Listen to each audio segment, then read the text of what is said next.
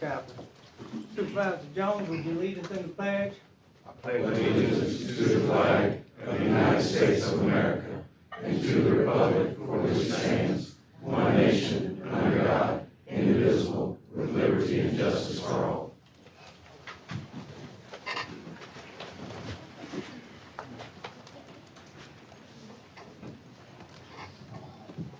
Without exception, the chair would like to move a couple items on the agenda.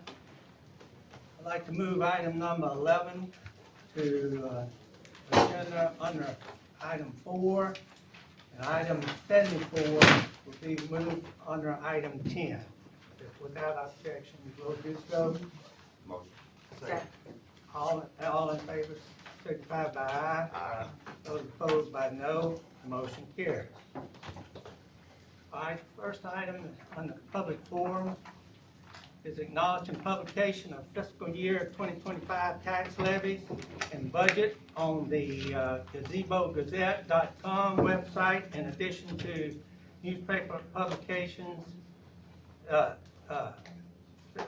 is sufficient public notice for general county circulation and according to state statute. Do I hear a motion? Motion. To acknowledge. Second. All in favor, signify by aye. Aye. Those opposed by no, the motion carries. All right, I'd like to, this time the chair will recognize Ashley Steiger to discuss claim damages to her vehicle on August the 12th, 2024. Ms. Steiger here? I'm here, yes, sir. Please come forward, please.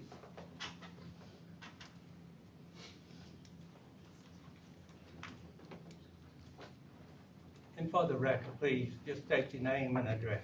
Ashley Steiger, 22465 Heritage Drive, Pascagoula. Okay.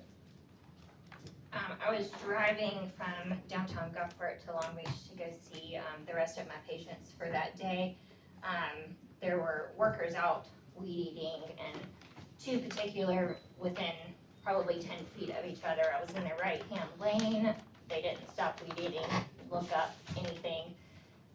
I passed, and it felt like bullets were hitting my car. It scared me so bad. I turned around to go let them know that they had shattered the back driver's side window of my brand new car that I had not even made my first payment on. And they had no idea I had even passed by. He asked me where I came from, and I was like, you didn't see my big white SUV just pass? And he said no. So I went and I have two quotes. I provided them to the necessary people. We did get it fixed. So you're asking for reimbursement Yes, from, sir. from the county? Okay. Carol, did you investigate? Yes, sir. Our Sand Beach department did have the necessary signage out stating that mowers were ahead. They weren't aware of what had happened until she had stopped, but they did have the necessary guards and signage out. Okay.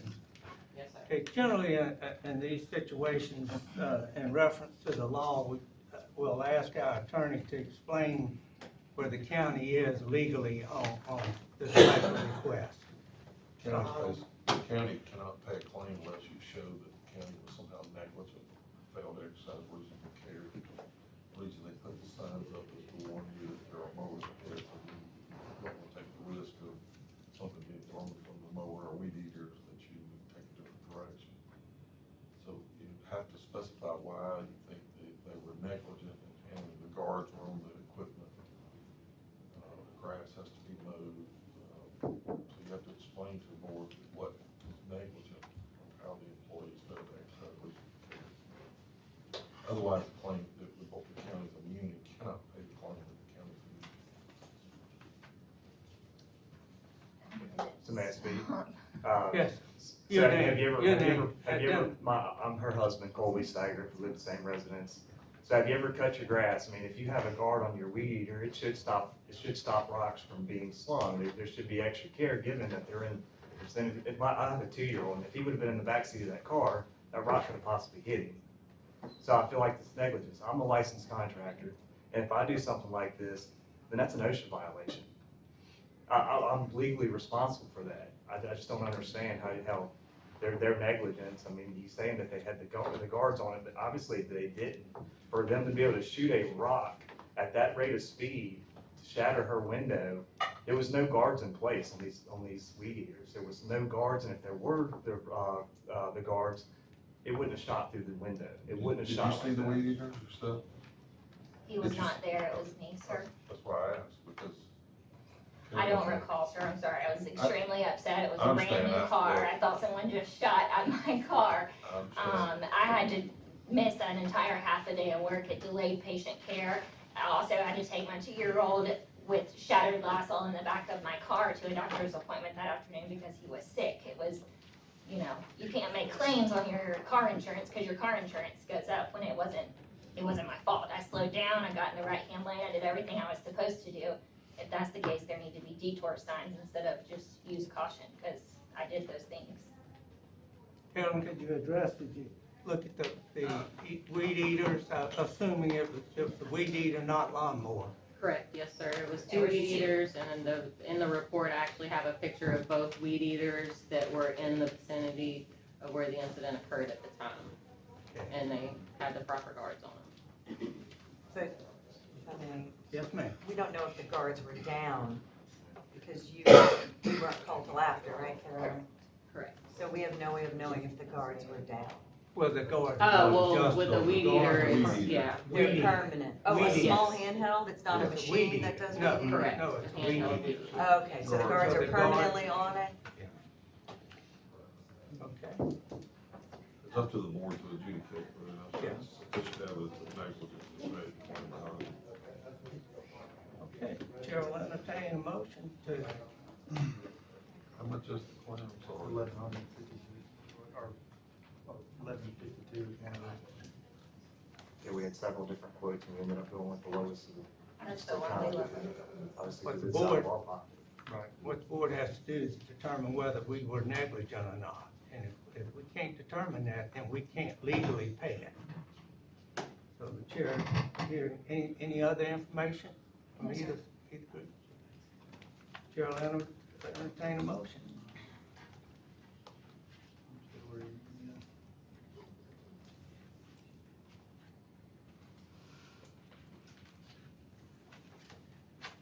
Okay, I'm looking, and we don't have any kind of negligence, and I'll have to make a motion to deny the Motion to deny, do I hear a second?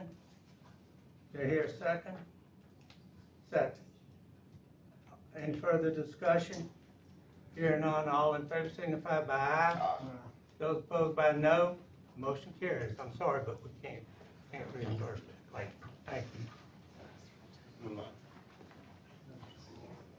This time, Chair, will recognize Chris Papania for a claim of damages to a vehicle on July 24th, 2024.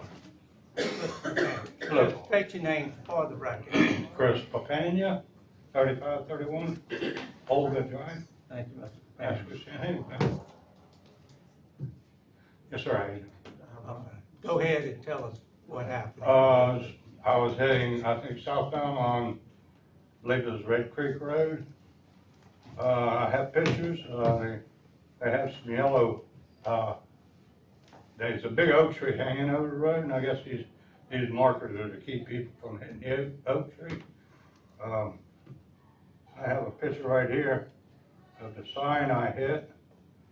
I had to move over a little because the 18-wheeler, a big truck was coming the other way. Would you like to see it? I think we We have, have it. we have those Oh. pictures. We have. I mean, we have that those sign was that close to the road. Did you run off the road? I didn't go off the road, no, sir. I just moved over just a little to give the wide berth for the truck on the others, and the northbound. And it took my rearview mirror off. I have a witness, I haven't been able to get with her, she has a statement signed. But she's been working late at night, I went by this Saturday, she was asleep. We have, I'm sorry, go ahead, I didn't mean to. If you need a witness, I do have. I don't think that there's an issue that it actually happened. The sign was just too close to the road. And by the time, they've already moved the sign, and it's farther away from the road now, but at the time, it took my rearview mirror and did damage to my glass. Tim, did y'all check, did the road department check the distance Yeah, from I sent the? assistant road manager out there to look at it, and he said, he would have to run off the road to be able to hit the sign. This report he got back from me, to me. Did y'all happen to measure just how far those signs were off the road? Signs depend on how much easement you can put. He said it was a couple feet off the road from the corner of your sign, so that's sufficient enough due to the low easement on that road. What kind of vehicle were you driving? It's a 04 GMC pickup truck. And the mirror, Yeah, the mirror sticks out about that far on the sides. They're just fold-in mirrors, they're electric. are the ones that electric sitting on the side of the car, Yes, sir. truck? Okay. And it's not a couple of feet to the, where the pole is, it looks more like a foot, less than a I'm foot. familiar with where that is, but it was off the road and seeing the truck in the mirror, Half of my tire. you would went have to out. run off the road to hit it, Tim?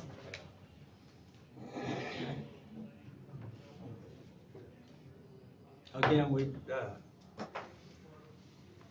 have to determine whether we were negligent or not. There's a couple of issues here. Statute should be a condition of property, so your board cannot be exempt unless the board was guilty of reckless disregard in the sense that you have to know the condition was there, and it can't be open and obvious. In other words, this sign's pretty open and obvious. It's unfortunate that the truck forced him not that far off the roadway, but the sign is clearly visible in any of the pictures they've done. Therefore, it's an open and obvious hazard, if it's a hazard at all. And you can't pay a claim unless you're guilty of some reckless disregard. The only thing on your vehicle is that mirror that's. Well, that's I've had the truck since damaged. '08. But the mirror essentially is what's, Yeah, and I had to take my camper off, 'cause it's dangerous to ride around without a rear view mirror. okay. Any other questions from the board? If not, Chair will entertain a motion. I make a motion to deny it.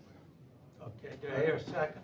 I'll second it, but Mr. Patania, I have the same exact truck, and I have mirrors that I've moved more times than I want. Mhm.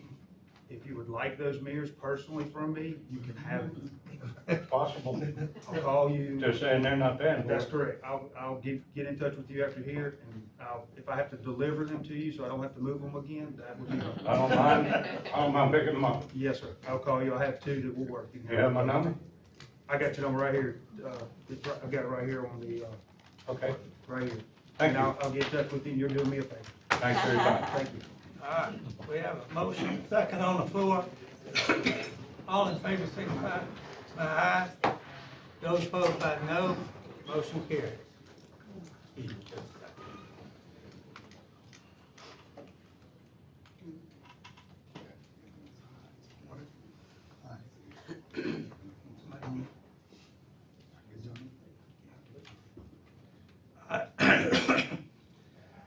On the floor, recognize Crystal Mason to discuss claim damages to her vehicle on August 13, 2024. Morning, y'all. Crystal Good Mason, morning.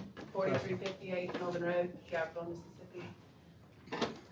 When we were having issues with the garage, they took the tax collector and tax assessor signs off the wall and put them on posts in 5-gallon buckets with concrete. They put them on the side where we were parking off the street.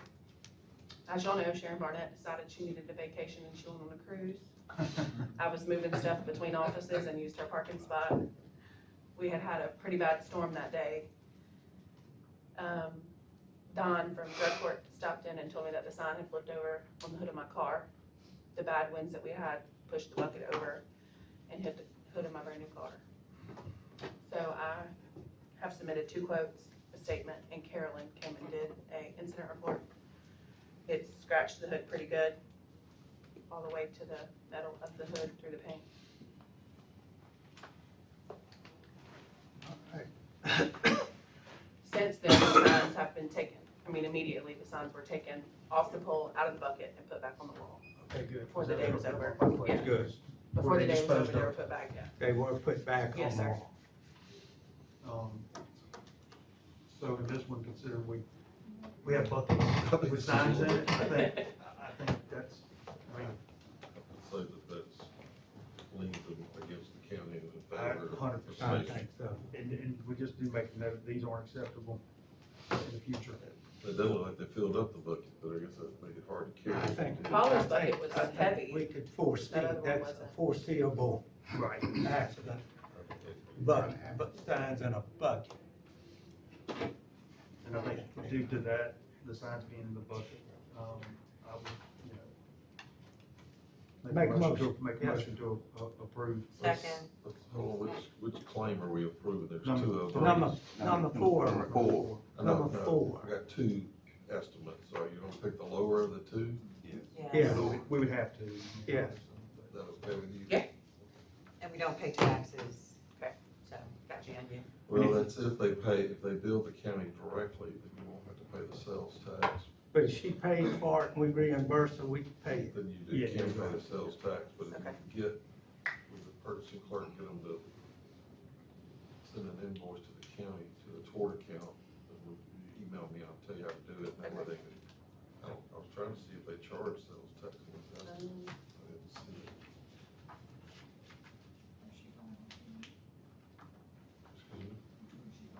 Excuse me? The lower one. So, There was We tax. can stay if it were. it just save $100 probably, so you just need, Yeah. when you get it prepared, have them send the invoice addressed to the county without sales tax. If they need the county's tax ID number to provide that. Okay. But I think we need to send a memo out, Robbie, to everyone that style of sign is not acceptable. Already been done. Okay, because, you know, it's gonna be free-for-all parking if we have to use those signs. Thank y'all. Okay, any further discussion? Hearing none, all in favor, signify by aye. Those opposed by no, motion carries. All right, this time, I'd like to, go to item 11. Get to it already. Recognize Bill Lavis from the Harris County Development Commission and adopt a resolution, if you so desire, approving the fiscal year 2025 budget. Bill? Submitted the budget, we approved it last month, I've got several commissioners here with me as well. If y'all have any questions? I think there's some from the board. I guess one question I have with the 2024 to the 2025 budget, correct me if I'm wrong. So in match at the bottom, that's a total of 7.8 million in match. Do y'all have any of that, or where would that funds come from? The match, the total budget I'm looking at is 6,592. The match of those grants equals about 2.3 million. So we have the money to do what's in the 25. So you have the match for line items 90, at the very end, the bulkhead, The bulkhead is already underway, it'll be finished. rematch, set for 720. That one's not, that one's covered. Let me see what you're looking at. Yeah.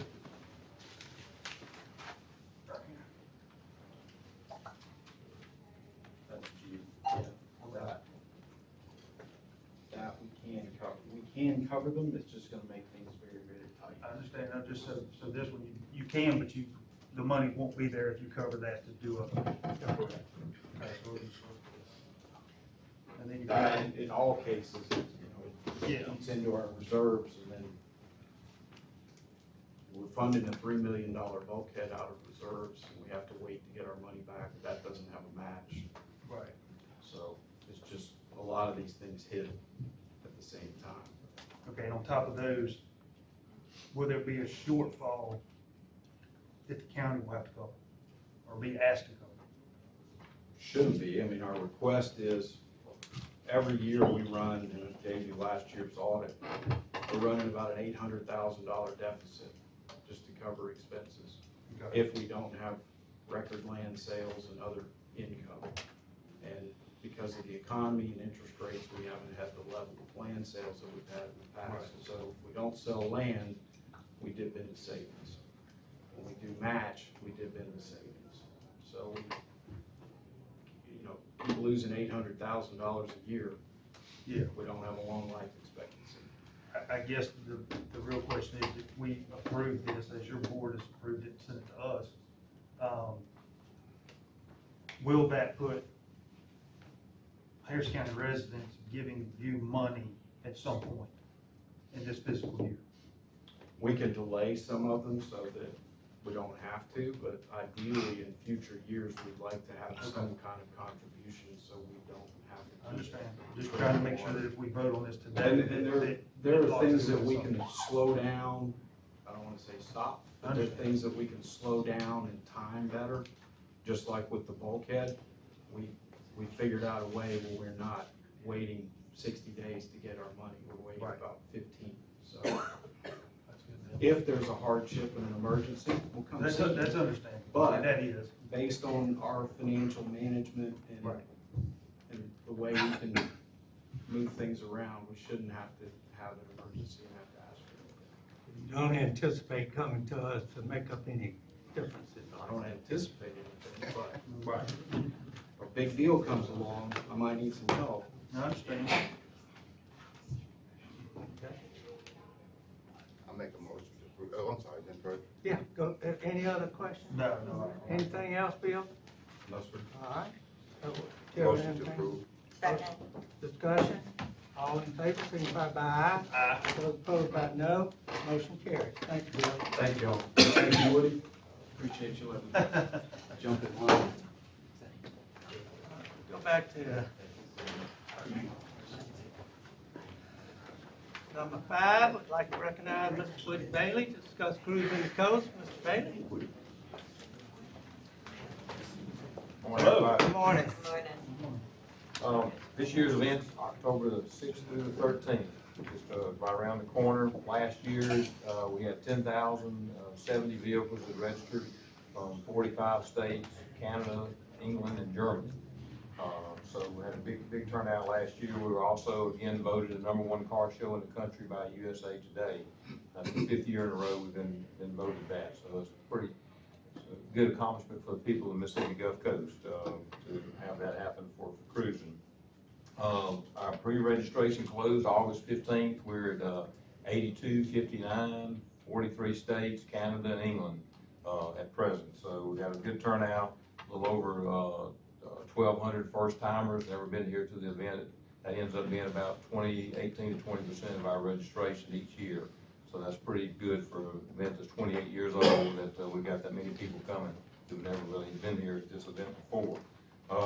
Just the oldest vehicle we have is a 1915 Model T Depot Pack, which is kind of a forerunner of it's kind of like it can be like a modern day SUV, or it can be a delivery vehicle. They've been advanced panel vehicles. I haven't seen a picture of this one yet, but we'll see what he shows And it up was a with. combustible engine, not a steam engine?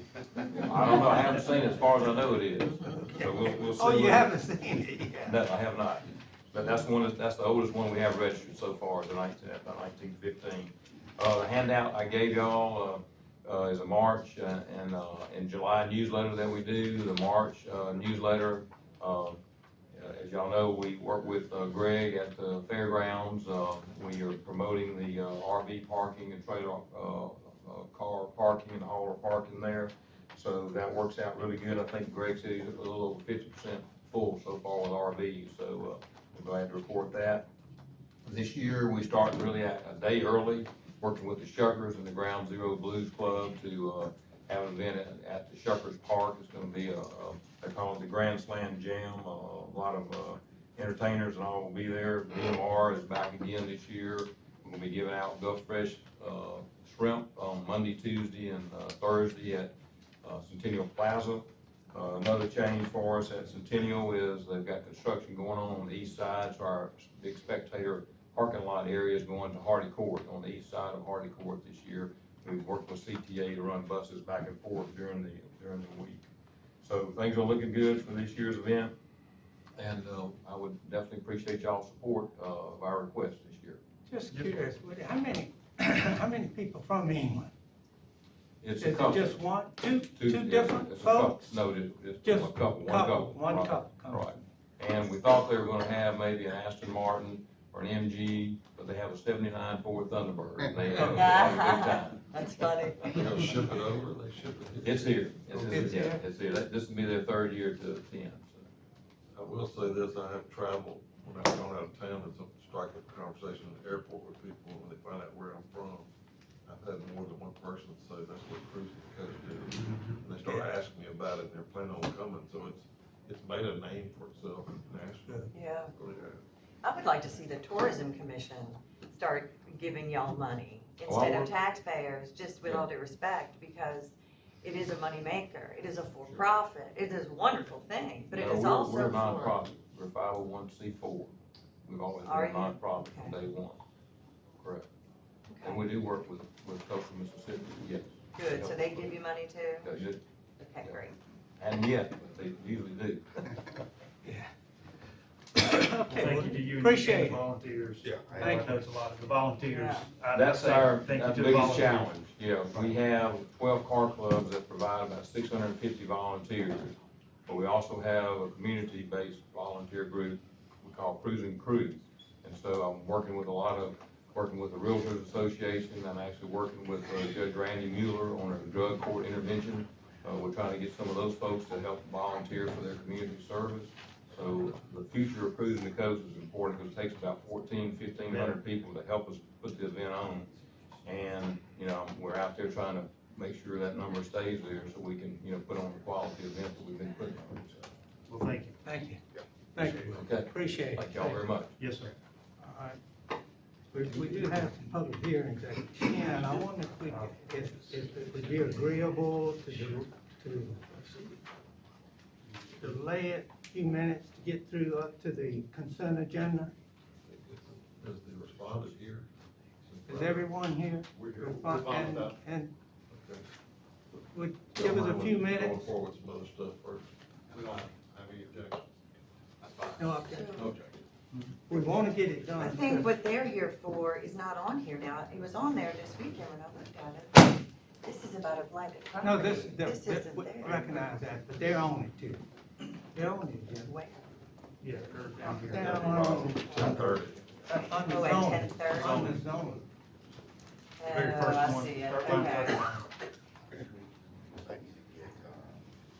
Was that, theirs is at 10 o'clock as well, isn't it? Number 8 and 39. Yeah, number 39 They ran is over 10 o'clock. Both scheduled at 10. Yeah, Ms. Ladders was short. yeah, it won't take long. Well, let's go ahead and, Okay. I'm gonna recognize, Lori Redmond, for Wolf River auction, and take a couple minutes, Ms. Redmond, that's all. Good morning. I believe Henry spoke with Collins about. Can you speak up a little bit, Oh, please? sorry. We have an auction in Poplarville, Mississippi. We do a farm construction auction twice a year. We were also interested in maybe seeing if we could possibly auction the firearms for the county. I guess really, if you had questions for us as far as doing that, we would love to be able to do that for Harrison County. We would also love for any of the surplus inventory, like, vehicle, construction equipment, things like that the county might in the auction in October. Okay, any questions from the board? How do we currently do that? Well, we'll just, So I met with them a couple weeks ago. They're one of the only auction companies that sells firearms. Okay. They are in Poplarville. We traditionally have been using Long Beach auctions. They've kind of got away from that. I don't think they offer their services, do they? No, They do not offer their services. Right, Long Beach, they did their last public auction last April. And Henry and Mr. Morris did that We can together. just talk to them when it comes time. Yeah. We don't have to take any action, anything. That's right. We are currently compiling a list of surplus items, surplus cars, surplus tractors to get rid of. We can auction them where they sit, or we can transport them to Poplarville, and I think he said we'll probably get a little bit better, dollar. Obviously, you would get better if they have advertisement. People like to look at the items, tractors, whatever it may be, they're gonna wanna inspect it. If it's on site, wherever y'all may have it, you may have to make arrangements if someone does come and look at it. Most of our items are on site. We have public and online, so we have a lot of bidders all over the United States, actually. We'll definitely consider it. Yeah, that's Okay, just- we can go. All right, October thank and you. April. October and April is when we Alright. do it, yes, sir. Thank you. All right, thank you. All right. Let's see where we are now. Order proclaiming the week of September 17th, 2024 as Constitutional Week in Harrison County. Presented to Rita Sadler on behalf of the Friendship Oak Chapter of the National Society of the Daughters of the American Revolution. Since Miss Rebecca is a member of the Daughters of the Revolution, we will let her submit the proclamation. So it's my honor. I'm a great-great-grandniece of Ethan Allen, Revolutionary War hero from Battle Creek, Michigan. My father's side, that's my maiden name. Take a picture of me? We'll do it after, After. unless you want to video it during, but No. we'll do it after.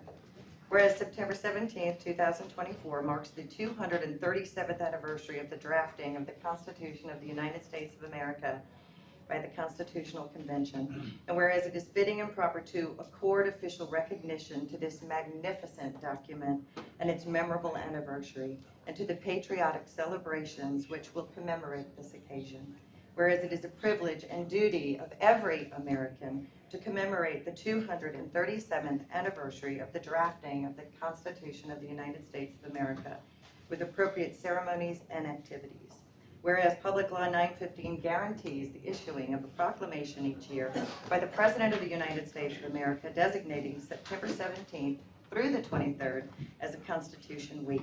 Now therefore, Dr. Marlon Ladner, by virtue of the authority vested as President of the Harrison County Board of Supervisors in the state of Mississippi, do hereby proclaim the week of September 17th through the 23rd as Constitution Week, and urge all citizens to reaffirm the ideals the framers of the Constitution had in 1787 by vigilantly protecting the freedoms guaranteed to us through this guardian of our liberties, to study the Constitution, wouldn't that be wonderful? To study the Constitution and reflect on the privilege it is to be an American with all the rights and responsibilities with that privilege involved. I witness there whereof I have hereunto set my hand, well, it's your hand, and cause the seal of the Harrison County Board of Supervisors to be affirmed on this third day of September 2024. Thank you, Rita, and everything the DAR does. Thank you.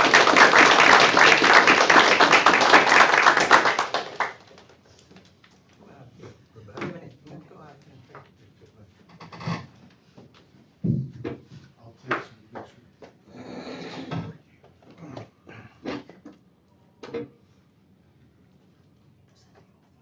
One, two, three. One more right. Just Rebecca, one more. This is for our PIO. Did you get the flag in the background? I'll do it first. Sorry. No, for the record. Love it.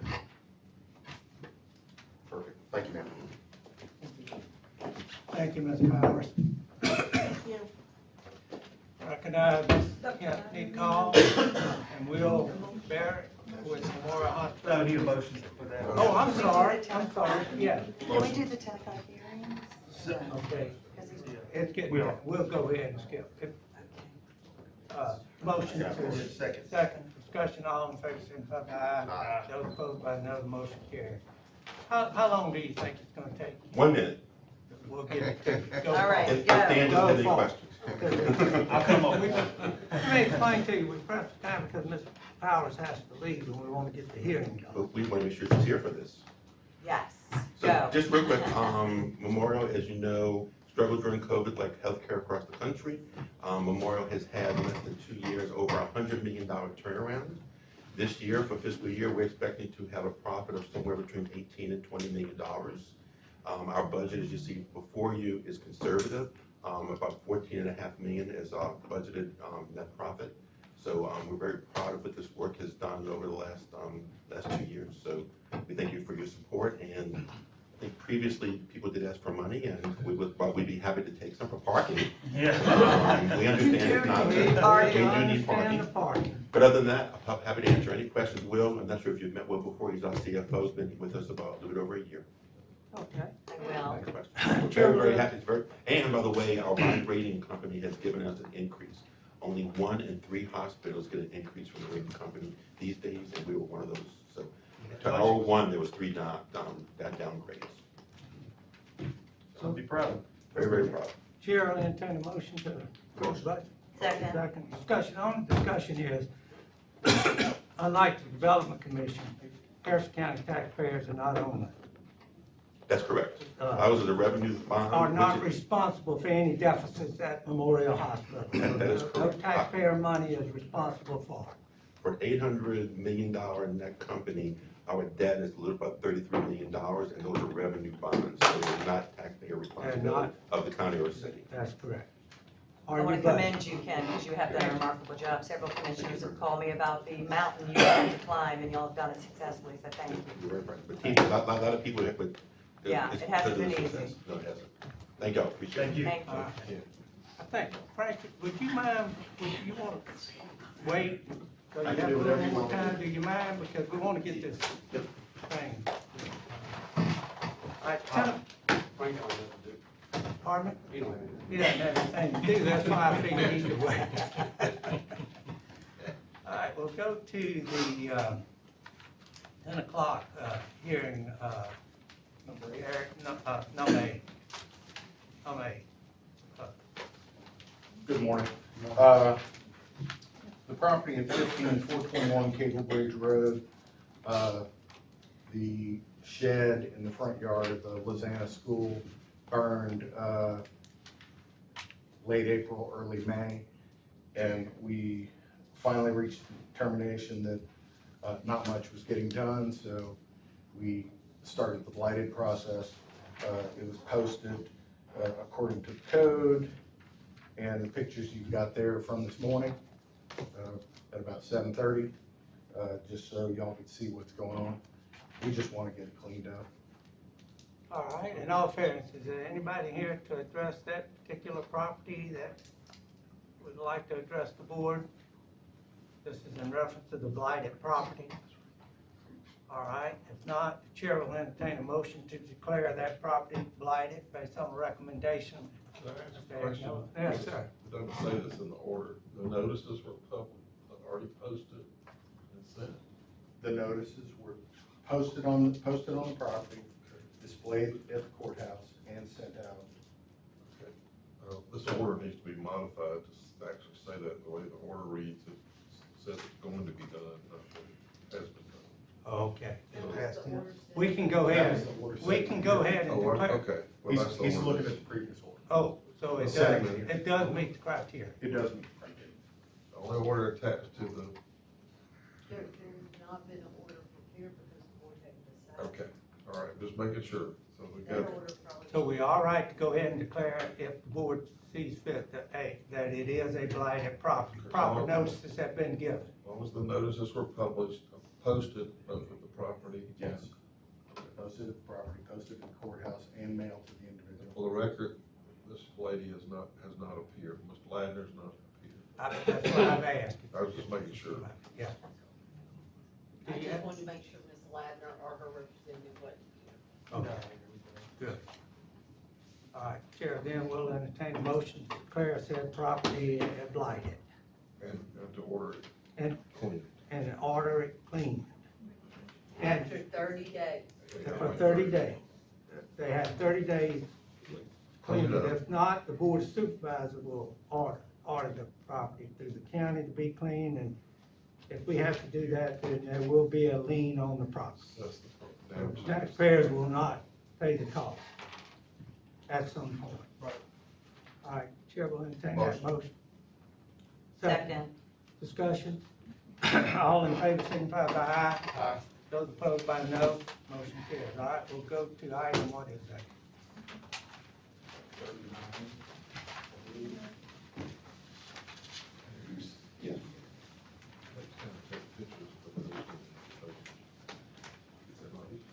Okay. 39, zoning administrator. Eric, would you like to? Eric? Mr. Nolan? 39. 39, Bill? Yes, sir. This is the proposed subdivision, preliminary name is Highland Gardens at Highway 53 in Mark West. Has been through the planning commission, and was denied by the planning commission, and they're appealing that. Okay, maybe I should read it in the record.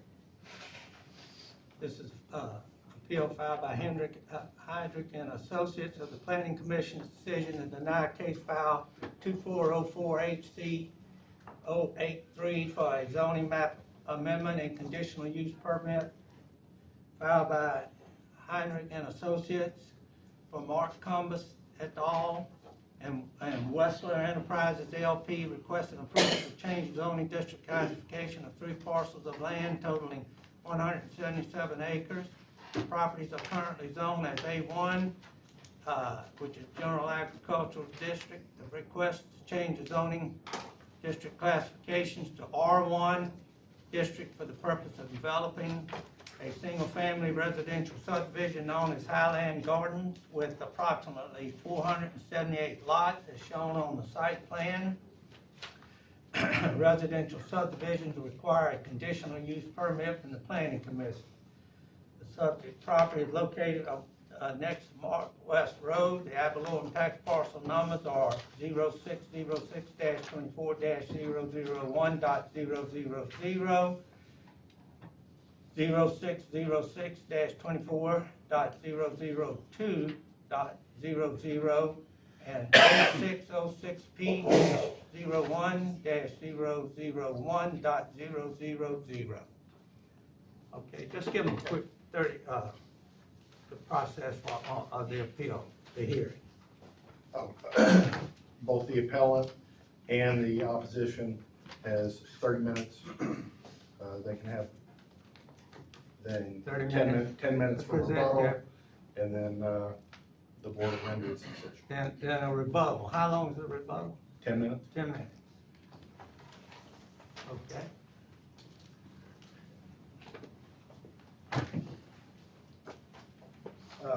My name's Bobby Heinrich, 1806 23rd Avenue here in Gulfport. Malcolm Jones.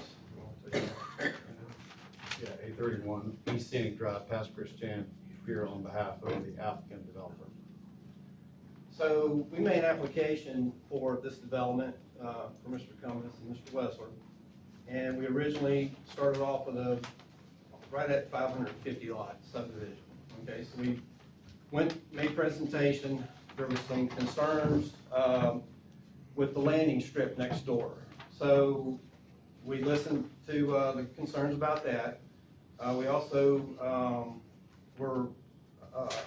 we discussed about access off the property.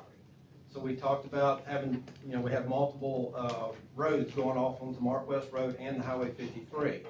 Highway 53 was not that desirable, but we went ahead and discussed it. But we also talked about widening the roads and making right in, right out turns at the entrances and all that. So we were told to let's go and modify the plat and come back with an updated plan. So that would be the second one here. I don't know if y'all have any of this, and I apologize. We do. All right, so y'all seen all this. I'm trying to make all this quick so we can get it through. So we also talked to the surrounding neighbors about some buffers. So we provided buffers around the north and the west side. We also did a buffer or a right-of-way expansion. So Mark West Road is only it starts off at like 25 feet and it goes up to about 30, and then it even gets smaller. So we I talked to the client, and they offered to expand that right of way so that we can widen Mark West Road. So we were asked to work with the developer to the When you north say here. expand the right of way, they're We're gonna willing give to up give right of up way. right Yes, of sir. way. Yes, sir. We'll make a 50-foot wide right of way from Highway 53 all the way up to the north, east corner of the property. And who's gonna, We're working develop the together road? with the developer to the north and us to widen. Who's gonna widen the road? Who's gonna be? The developers. Developer. Yes, sir. Okay. I'm sorry. Yes, sir. According to the county specifications. Yes. So we agreed to do that. But it ultimately will be a 50-foot wide right of way. So we made those changes and came back, and then there was some discussion about not being able to build on a Mississippi power line easement. Well, Show them where that is. this is that yellow line going down through here. So we all know you cannot build in that power line, but you can cross it. So we had to get proof that we could cross that power line. We went to the power company. I've got an email from the lady that handles the easements. Yes, you can work within, you can do a crossing, but not put detention or utilities or anything like that. That's always been the case. What plans do you have to put across that? Road, Just road? roads, just roadway, yes, sir. So we have about 4 spots there that we're gonna cross the power line, and that's done on any large parcel of property in the county. I'm sorry, there's 5 parcels there. So, we went and, after that got tabled, we came back and, that was the second time. We were at the planning commission 3 times. And then on the 3rd time, we were denied for not, showing a change of character or, the need for this development. So, our other exhibits that I'd like to show you. This is a drawing from 2010 on new developments like this that were done in this area. You got Belvedere Place, this is the subject property, Ottoman Lake, Terrabrook, Windridge, okay? That was back in 2010. Since then, you've got Windridge is still being worked on. You have Cardinal Point and Terrabrook, which still has another phase of it going on. Ottoman Lake, just showing those. We've had Walker Farm approved. You got Belvedere over here. Hidden Trails was approved. Then you got one up to the north here that was a little bit called Riverton. This right here is called, River Hill subdivision. It is under construction as we speak. This is a 900 lot subdivision. Our property is catty corner from this. So that, this is a pure sign that development has continued in this area. Here's another neat little picture. There's a 16-inch water main that was installed down through here for development. There's a 12-inch water main coming up Canal Road. It's gonna catch this subdivision here, and we're gonna tie into the 16-inch. That's a proposal. Yeah, but it's proposed. I hadn't started It's yet. ARPA. Yeah. So that water line is gonna extend on that, and this is a copy of the River Hills development. It's about 900 lots. So we feel like we did prove a change of character in the neighborhood, and there is a need because Harrison County, whether anybody likes it or not, is a mecca. Harrison County is the only area around here that you can extend out and do development.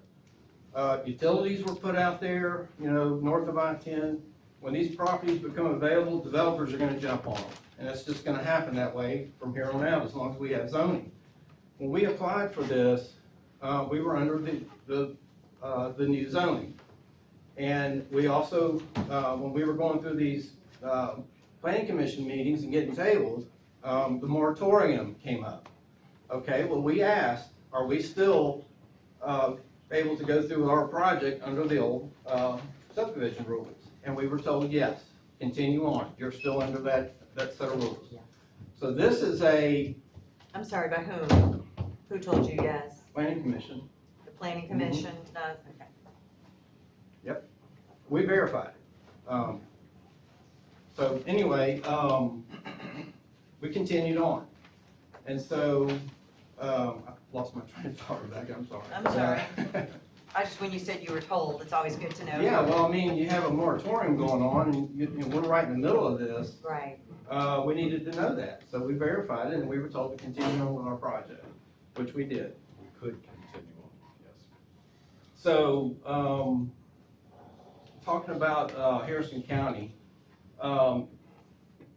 there are people moving in here left and right, and it's just, there is a need. You can ask any of the builders that are on the coast that housing is still needed. We're fortunate to have that. With everything going on in the country today, we have work to do. We have jobs for people, for anybody from plumbers to framers to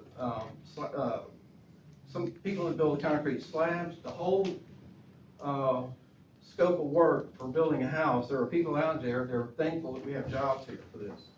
So I wanted to discuss about what type of development this is. There's a section in the subdivision regs that we can do what they call a conservative subdivision.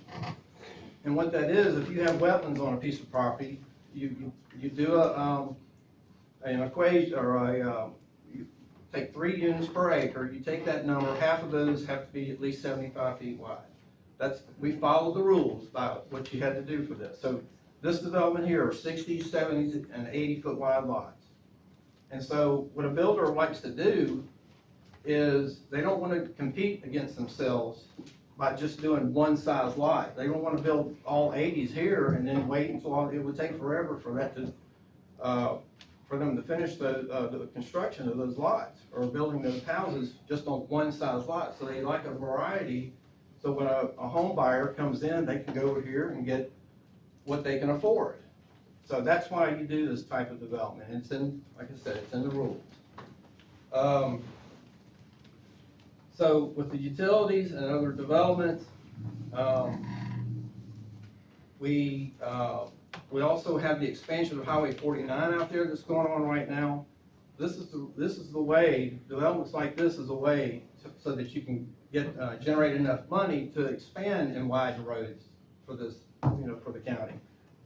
So we feel like we've done a change of character, or we proved that there was a change of character and there's a need for these type of developments. So I'm going to toss it over to Malcolm and let him get his comments in.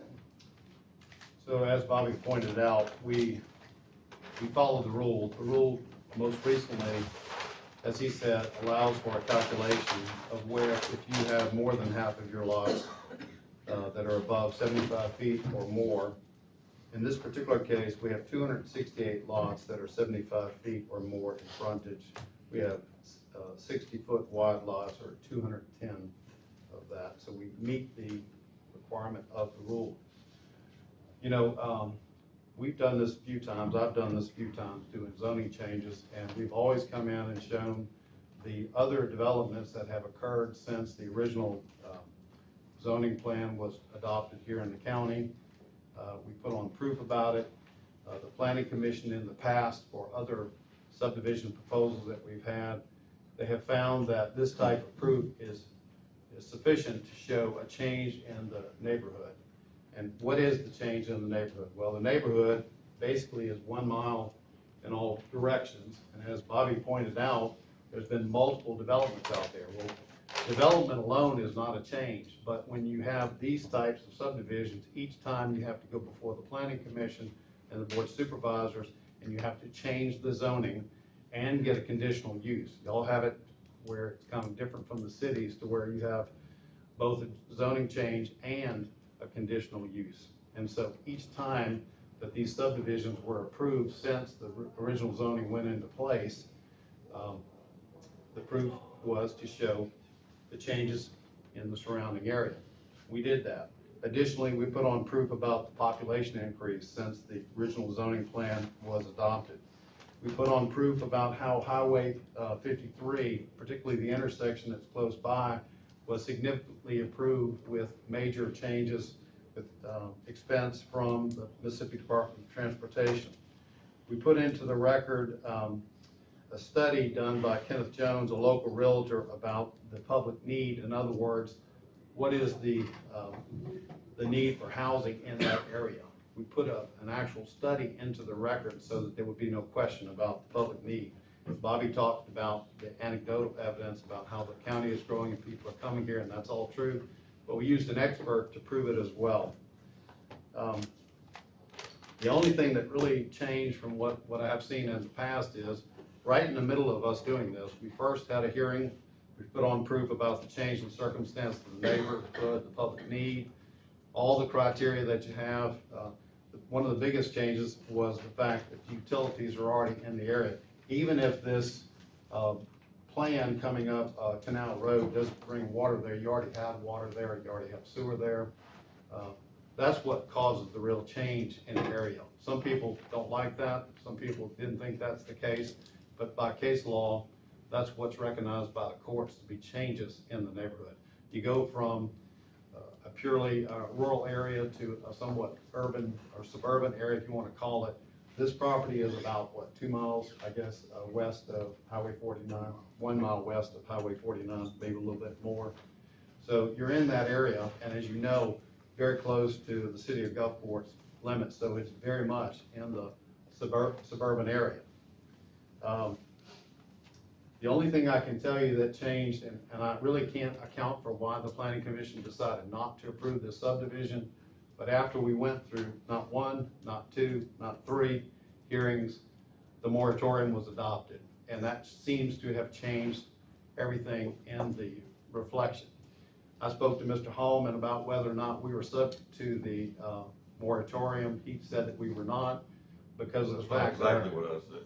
Well, There are our application had already been filed before the moratorium even came into Well, effect. But this was Just not to accepted. Just to clarify that, I Yeah. think, you know, we put in the moratorium, and if there were people in the pipeline, or plans in the pipeline, kind of doing an ex post facto, you're stopping people who have already Correct. started. So in all fairness, I'll be honest with you, I don't think it would apply to, if you were in the process or had it approved, applied and all that approved. Legally, it couldn't apply.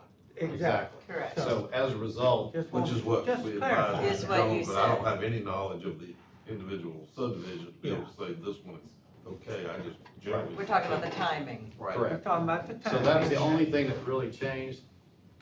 Before that, when we presented applications for subdivisions, put on the same kind of proof, put on the same proof about changing the neighborhood, same proof about public need. We went back and forth many times changing. On one effort, we moved from, we went from 500 and something lots down to 478. We reduced the amount, some 80 something lots, just to show our good faith in trying to meet the requirements of the Planning Commission. Frankly, we did everything they asked. They asked us to increase the size of Mark West Road. We did that. We went ahead and reduced the number of lots. We met the formula that's in the existing ordinance that's there today. We did everything that they asked us to do. They wanted us to get more information about the easement for the Mississippi Power Company. We did that too. I really don't know what else we could have shown or proven other than that. But as I said, for reasons unknown to me, the Planning Commission decided to vote to not approve this. Of course, their decision is not final. It rests with you to determine what is the final decision.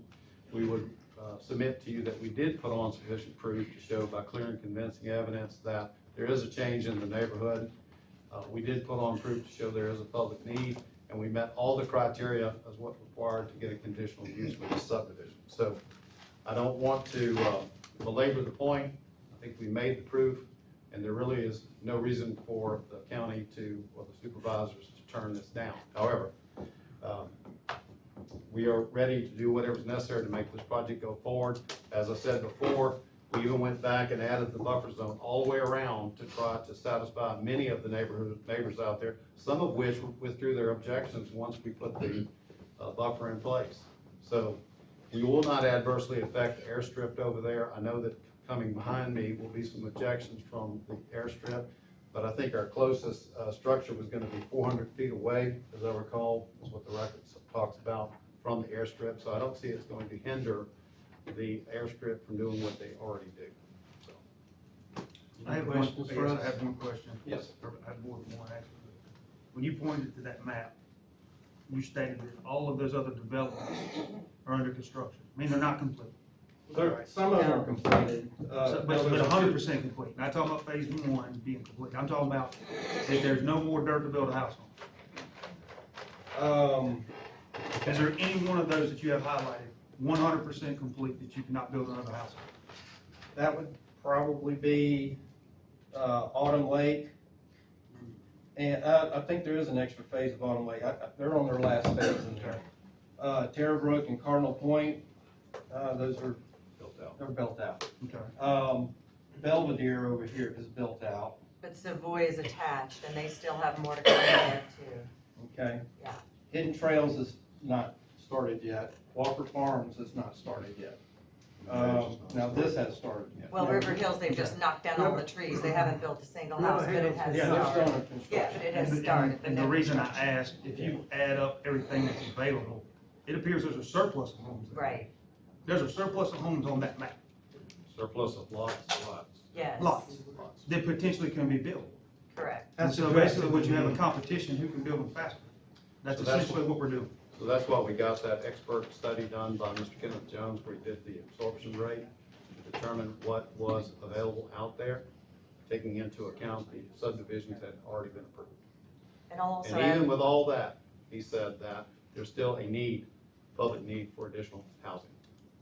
I don't argue that there's probably a need, but Yes, it depends on where that need is. I understand. You can argue the point where it's needed.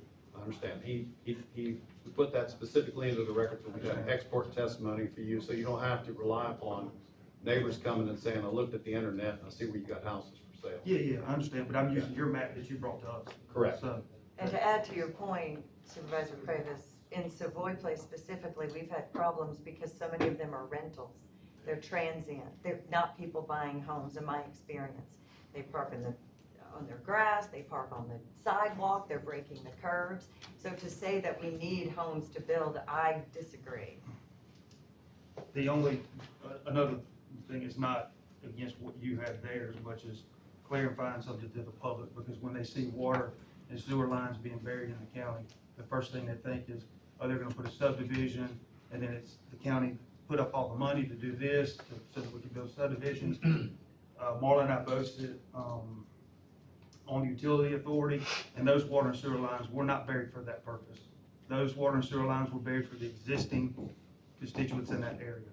They were never built out for something like that. So I want everyone to know that that is being done to help them. It's not to help developments like this. Those water lines, they're not buried just for that sole purpose. It may can handle it, but that's not what they're there for. Just to follow up on the other question, out of these developments, there's 4, maybe 5 different builders Yeah. that are in these developments here. Okay. They're not all the same builder, is what I'm trying to say. And then the last thing, when I was, cause I've read all the minutes. The one thing that stuck out to me that we are gonna have to move the goalpost on is 1 acre for a playground for children. That's not enough. That's not gonna cut it. And if we're gonna use just the bare minimum to build those, meaning if it's in the zoning that I only have to do 1 acre and that's what we're gonna use, then that goalpost is gonna be moved very far. But an acre for kids is not enough. We met the criteria. I understand, that's the criteria you met Yeah. now, Yeah. but after the comprehensive plan comes out next, it will be different. Yeah. Be prepared, it will be different. Just so you know what we did add, I mean, we have, you see the green, now this color green is a wetland area. But these days, when you do a development like this, they want a clubhouse and a little playground and all that kind of thing, and a pool. So they are adding these amenities to have these folks have a place to go for that reason, and that's what this area is right here is. That's not in the rule book, but builders are putting that in there for the homeowners. Can I ask a question just for the record? Yeah. This goes up on appeal. Would you go back to where all the other subdivisions are?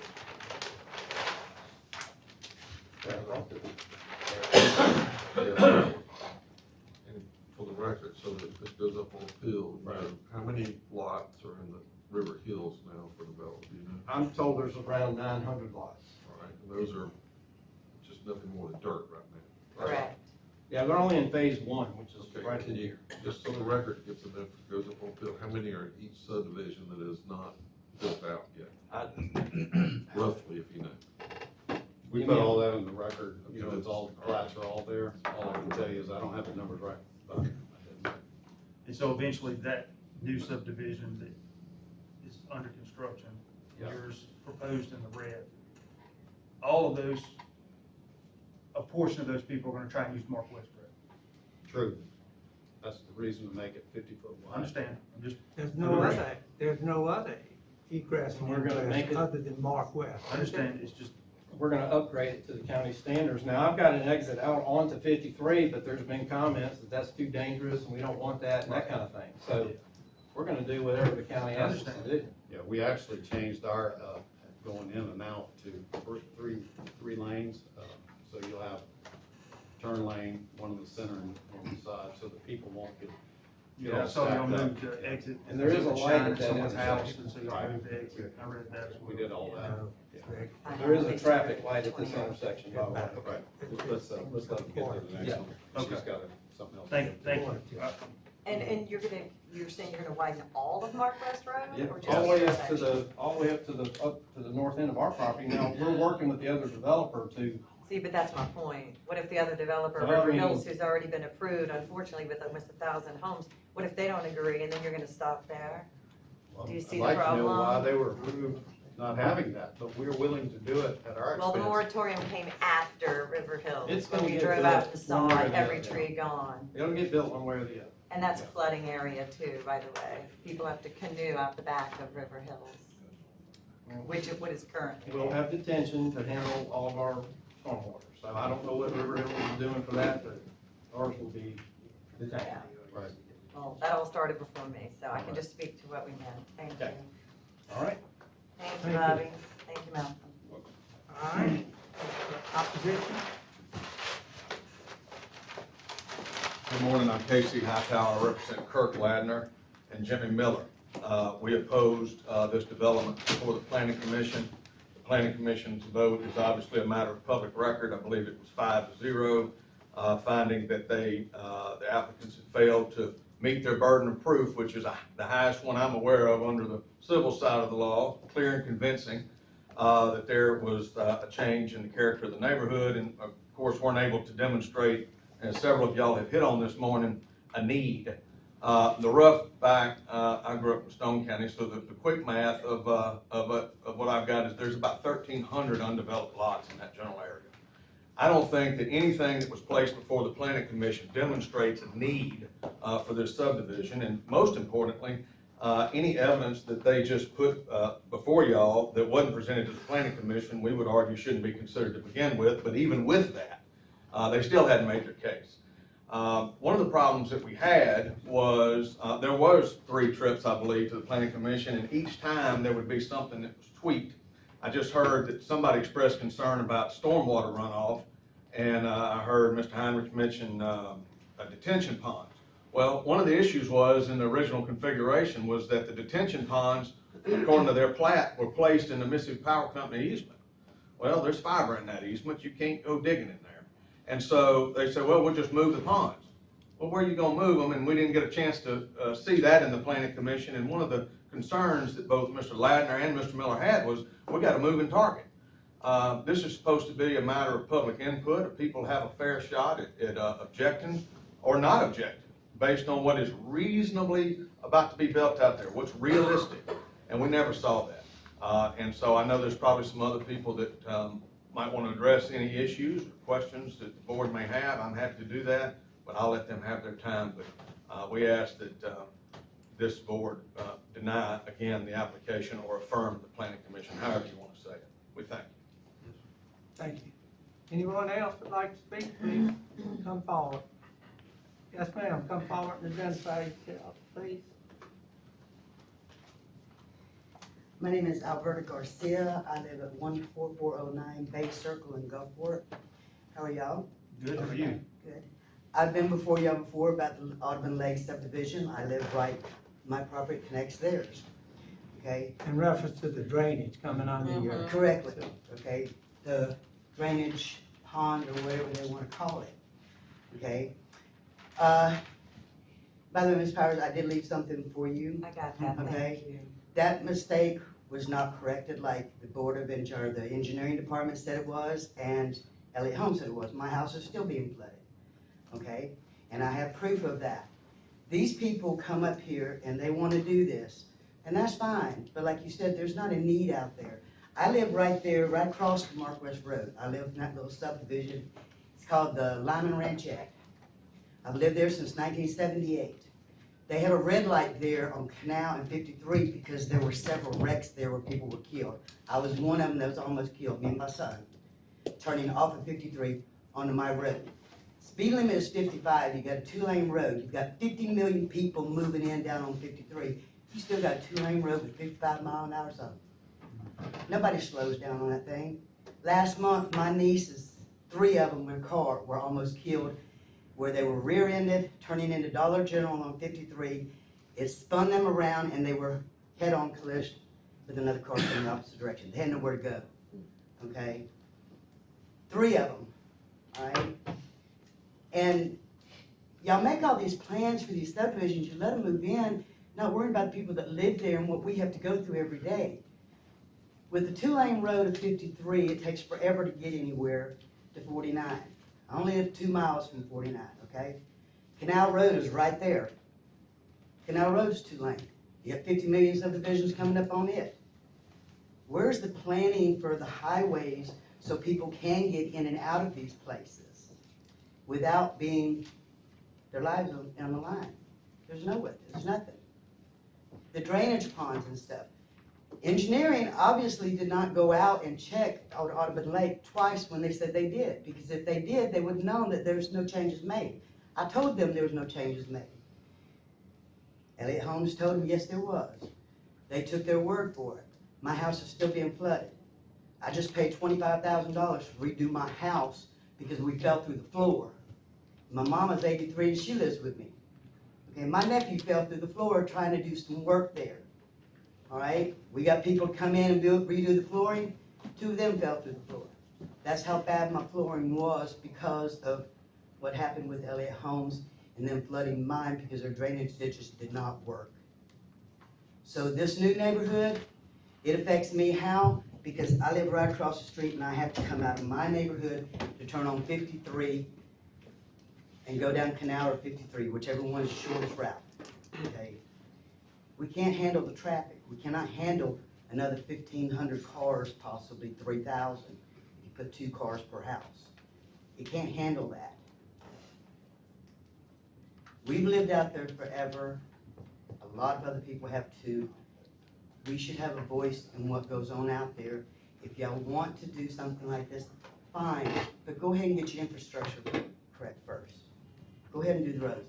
They told us 25 years ago they wanted to buy our property so they can widen 53 and Canal. Well, that's 25 years ago. I'm still waiting. So if y'all were new, if all this was in plan, why didn't someone think about that first?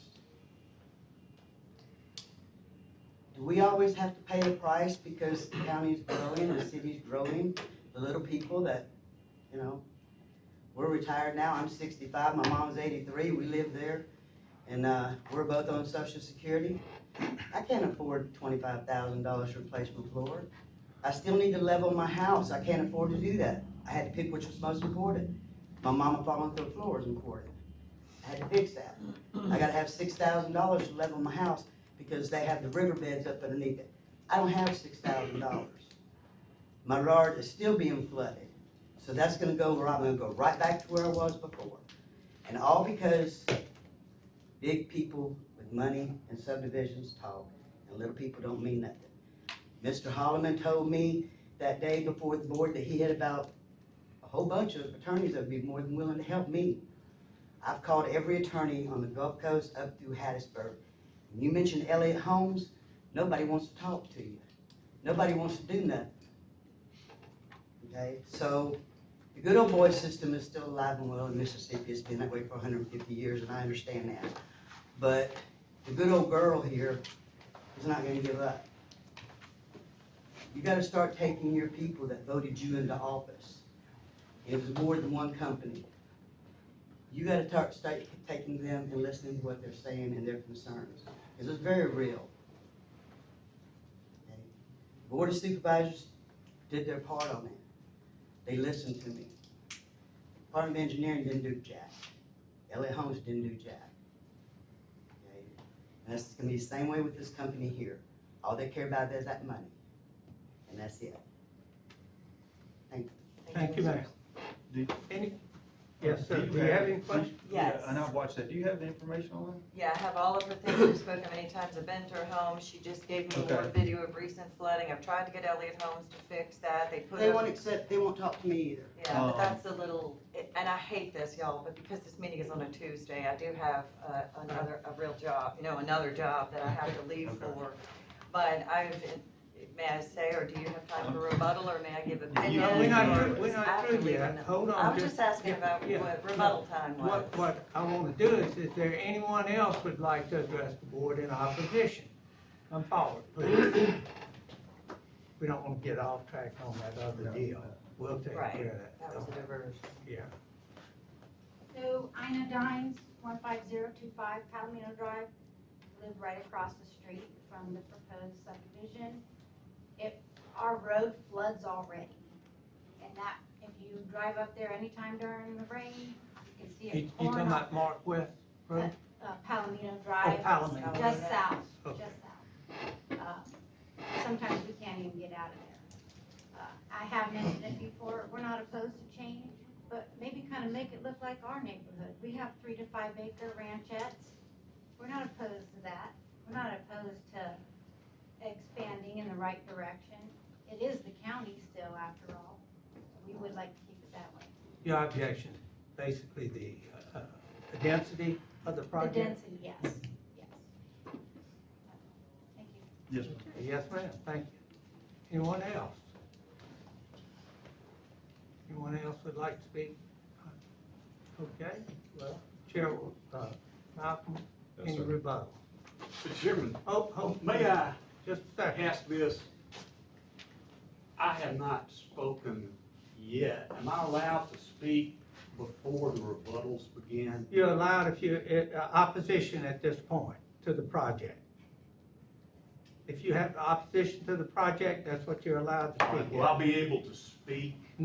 No, sir, No, not, no, I am for the project, but, well, you will have to, you should have spoke during their time.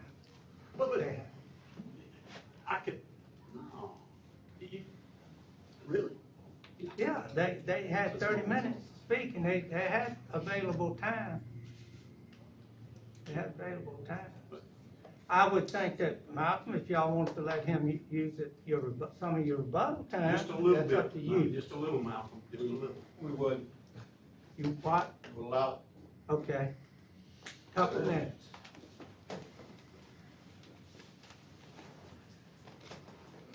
My name's Mark Cumbus, on Cumbus Realty, 17732 Highway 63, Pascagoula, Mississippi, 39562. This is the 4th meeting I've been to, the 3 zoning board meetings, and then this one.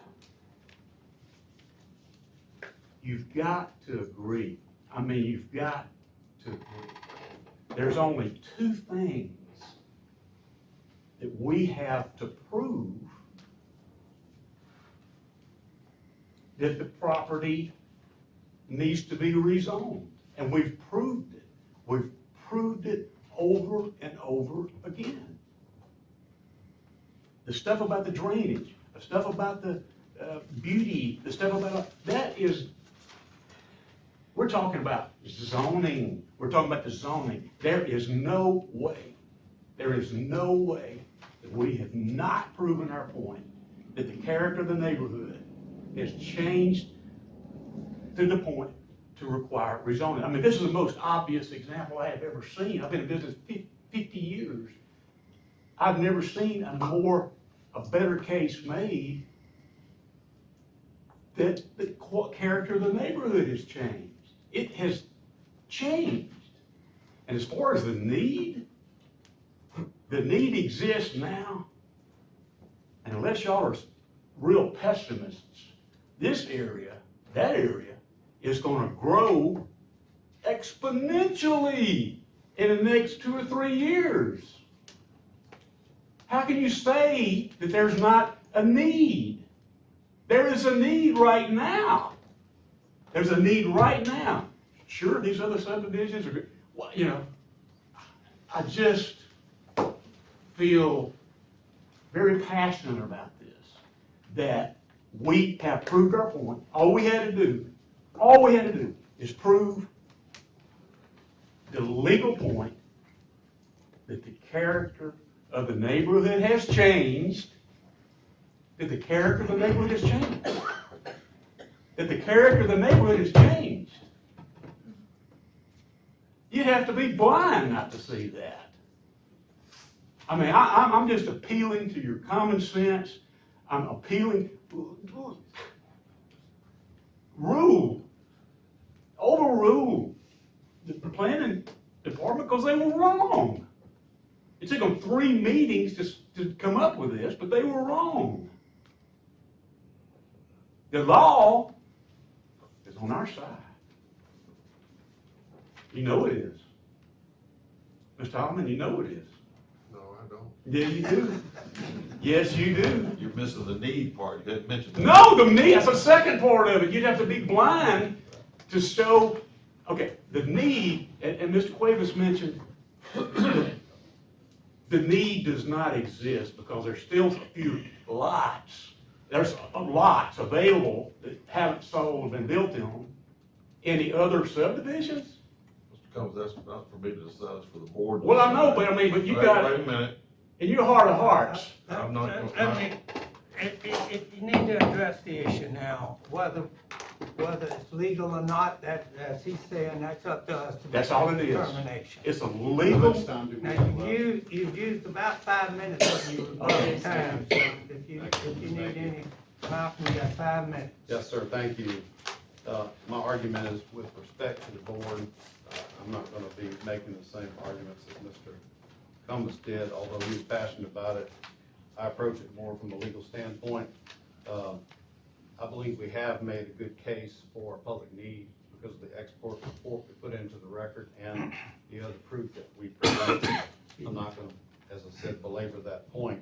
As for the issue about drainage, I believe Mr. Hightower addressed that. But before I go to that, he said he had objected to any documents that were not presented to the planning commission. I believe everything that was presented to you today is also included in your record. I don't think we've accepted any documents that were not part of the record. That's correct. They're all, as I said, you have a long list of exhibits, part of your agenda, so you'll see what's there. As for the drainage and engineering, as raised by Mr. Hightower, this process, as you know, is such that zoning is one thing and engineering is another thing. There's a whole nother process that comes later for drainage. We have to not only get approval of the county engineering department, which I have great respect for, I gotta say.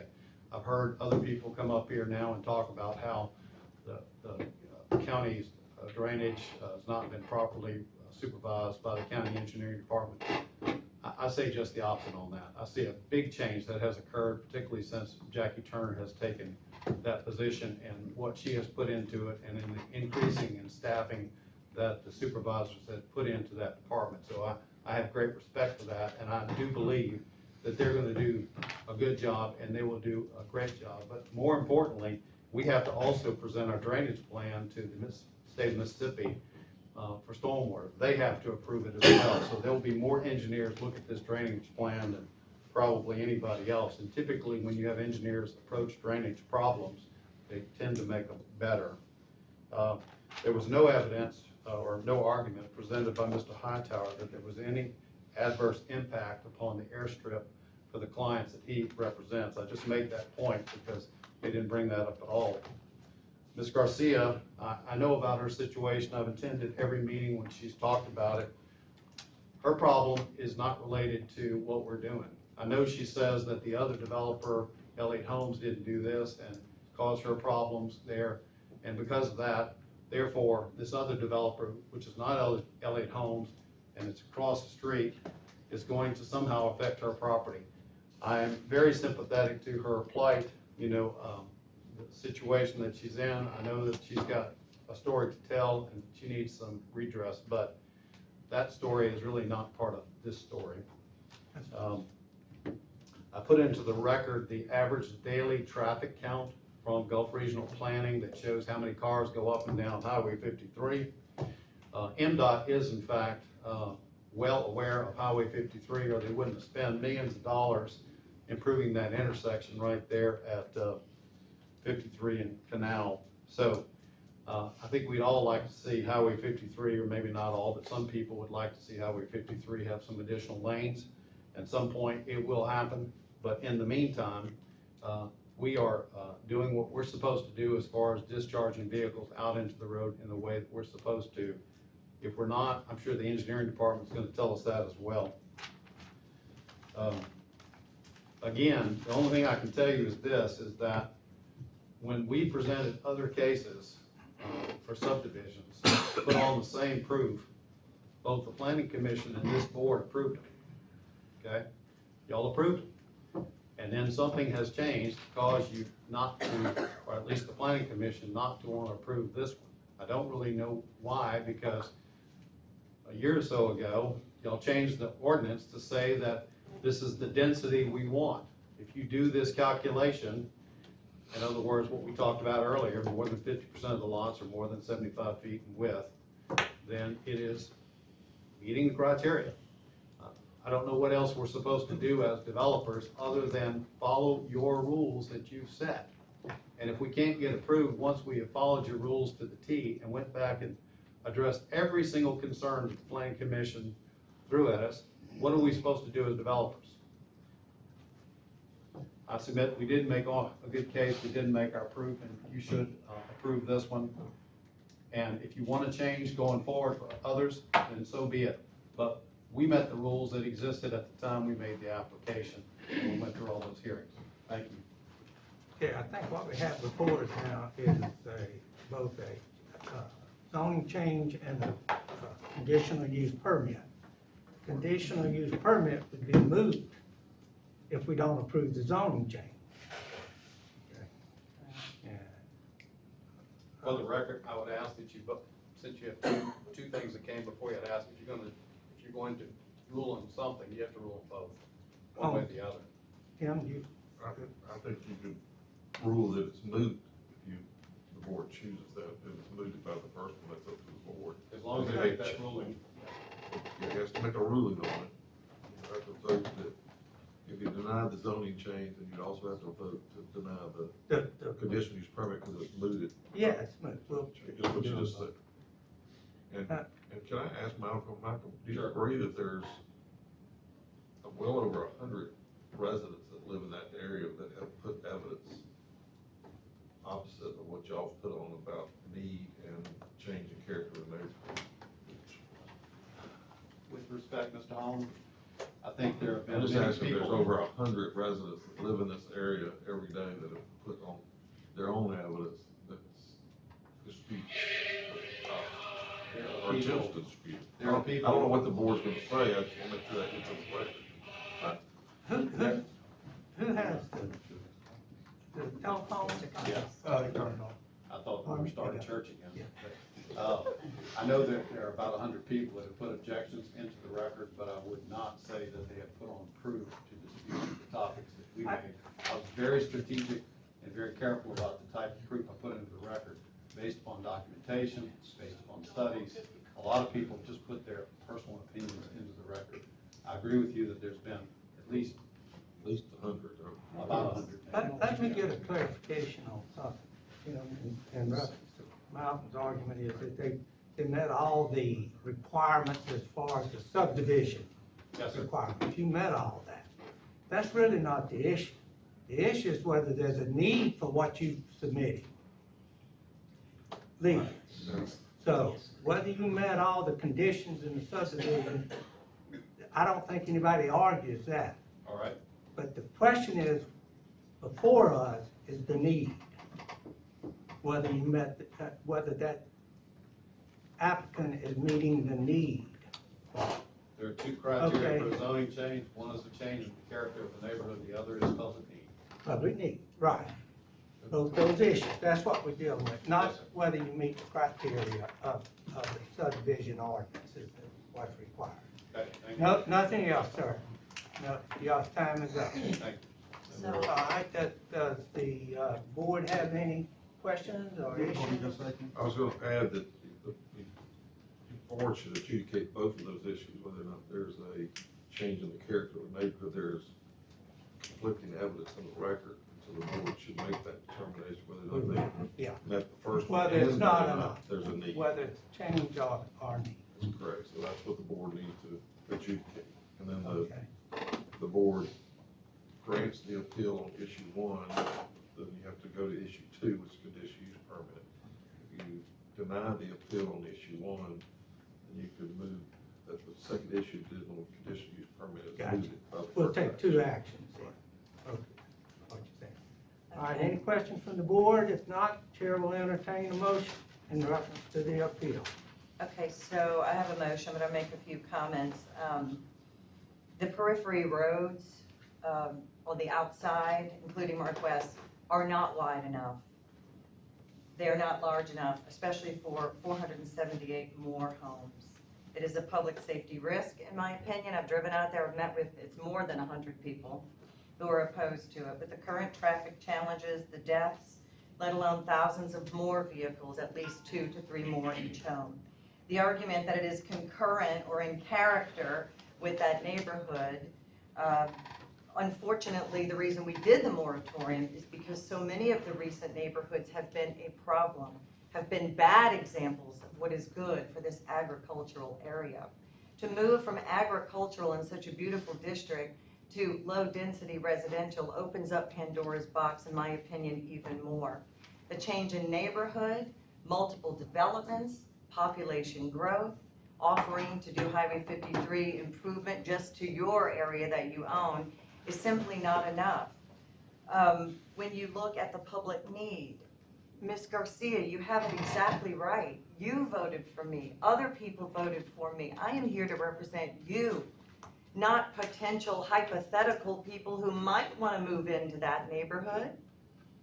My parents bought a house in 1962 in New Orleans, and there are big changes. But guess what? They come first.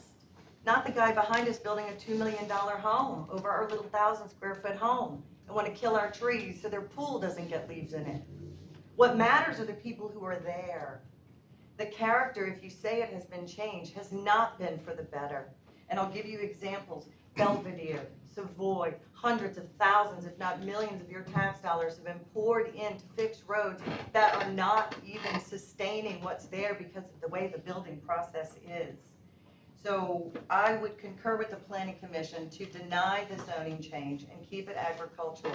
Another lady, I'm sorry, I forget your name, ma'am, that lives on Palomino, I guess she said, you're absolutely right. 2, 3, 4, 5 acres, whatever. Absolutely. That is concurrent with the character of the neighborhood.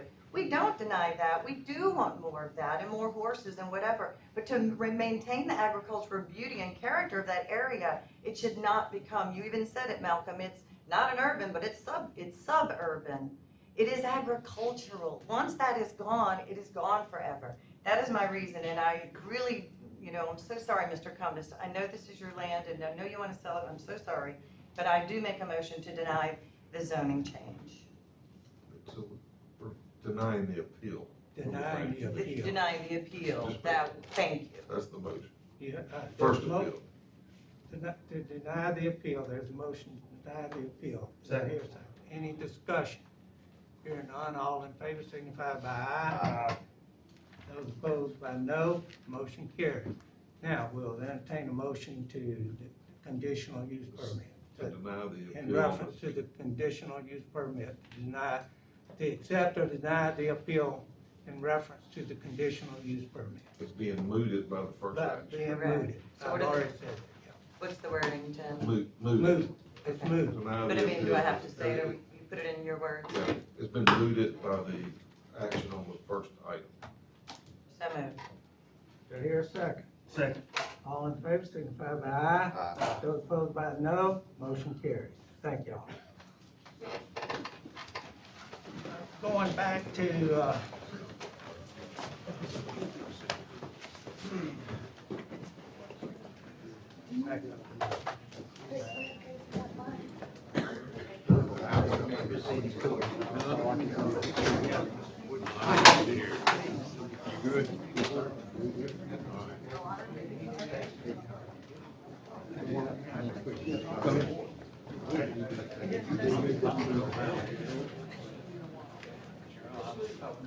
right, let's move, to,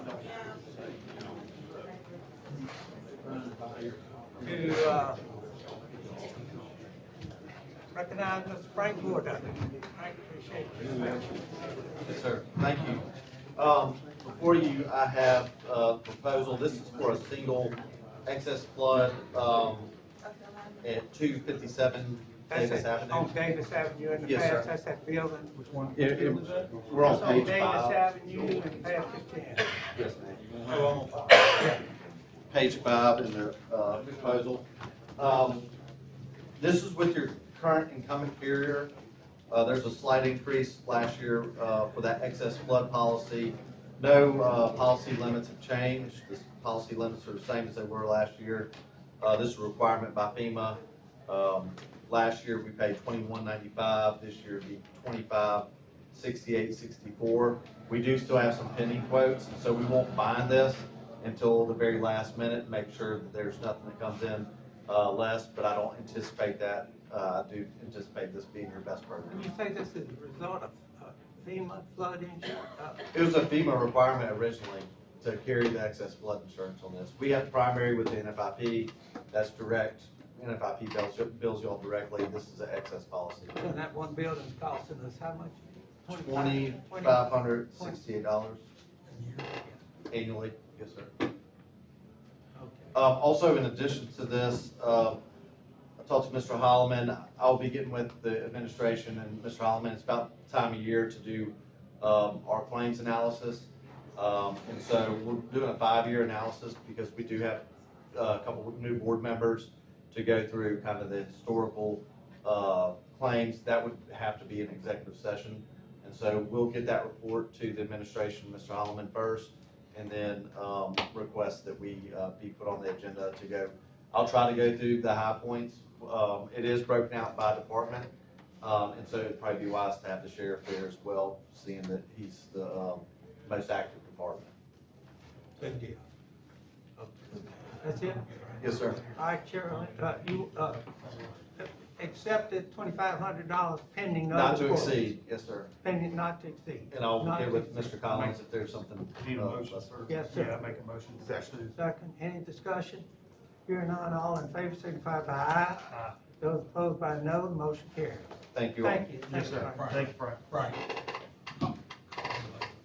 Yes, sir. All right, we moved item number 74 up to 10 now. Y'all will get patient with me and let me get to 74.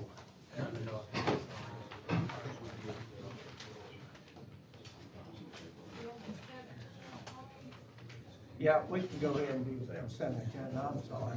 Well, no, let's wait till after, because this is going up, consent agenda.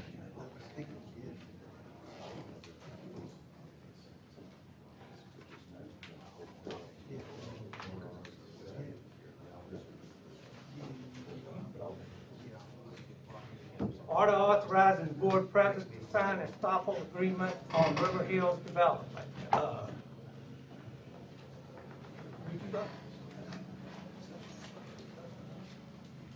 Yes, Mr. Landry, David Wheeler, 185 Main Street, Biloxi.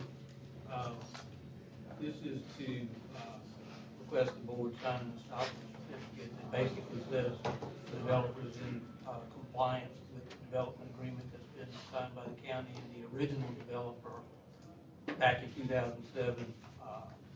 This is a subsequent developer of that property. If you recall, 3 years ago, we appeared before the board to do away with the master plan community and drop the approved lot from 1,970 down to 900, which the board approved. And they completed phase 1A, which has been approved by you. And it's unclear But whether there's been no activity as far. No, The question, let me ask you, and I guess this is a legal question. Why would the county sign an estoppel agreement? We don't know. Why wouldn't it, the agreement be between the owner and the new buyer? Basically, the title company, is my understanding, is asking for Yes. the stop, and all they're doing is asking for the county to agree that the county has not declared them in default under the. That's exactly. Not that they're in any, they haven't That defaulted. we haven't, the county has not declared them in default. the And we- developer to be in default. We discussed this earlier too, Tim. I asked Mr. Wheeler if that zoning decision we made, in effect, changed it's no longer, as he indicated, a master development. That's not correct. That is not correct? He didn't mean to mistake, because he and I had this discussion. Well, it kind of says that in. Well, the original order the board did is you changed the zoning of a certain portion of the master plan agreement. The master plan agreement is still, Eric and I both have gone over this, it's still in effect. They're gonna plan on coming back and changing that. They're gonna come to the board. Okay, so that zoning decision we made whenever it was, I don't recall. 21, did not do away with the master. The master plan is still in effect, which they're asking you to acknowledge has But not been. somehow I read in there that That's right. it did change that, and that's what threw me. Right. It did, I mean. It changed the plan, but it did not do away with the master plan What it community did was it or the changed- development agreement. It changed the zoning of the entire 900 and something acre parcel and designated, phases or different types of zoning for residential, multifamily, and commercial. They're gonna have to go back, they're gonna have to go back and address this issue. Right, and we're gonna come back We're later. gonna have to, because that master plan, we approved that, and that requires some additional things that the new zoning, did not address. They're gonna have to go back before the planning And commission actually, and fix that. what that development agreement does is it takes all the zoning decisions away from the county and puts it with the Correct. developer. It is, as well as requiring the county to put in all the infrastructure for the project. And the developer doesn't want that. Developer has already paid The for new the developer. You're telling me infrastructure. The new that developer. we agreed in the master plan that we would install the infrastructure, the county? I think it's water and sewer. Water, I think. I don't know so much Yeah, about the sewer. yeah, I'm talking about all the Not the infrastructure. I'm street, talking the about the streets water. and everything. I think it was the water and the sewer too. Right. I think- That we would actually install the think so. collection system for sewer in that plant, in The that. only notation in the development agreement stated that the county would install the water system. Okay. It didn't address the sewer. Sewer. I read that, and water systems out there. We have the water system Yeah, out there. it's not doing But much. it kind of implied that we were gonna put in the infrastructure for the collection or the distribution of water. Yeah, I mean, it can be read that way. Yeah. That's why we wanna, Well, I want clarification because I'm not prepared, and I don't know if my other fellow board members would be prepared to do the infrastructure for that development. and we're not I'm asking. talking about the actual putting in pipe for collection of sewer or the distribution of water. Right, and I think the developers already done that for phase one that's been platted at their expense. Even though that's not This is what a the new agreement developer. says. This is a new developer, yes, this is, just for your edification, the original developer defaulted in their loan and the bank foreclosed and this developer purchased the property from the bank. So this is not anything to do with the first developer. The estoppel agreement, I want to make sure we're not signing off that, All we're saying in the stop agreement is the county has not placed them in default under that development agreement at this time. okay. And so the board knows what's coming.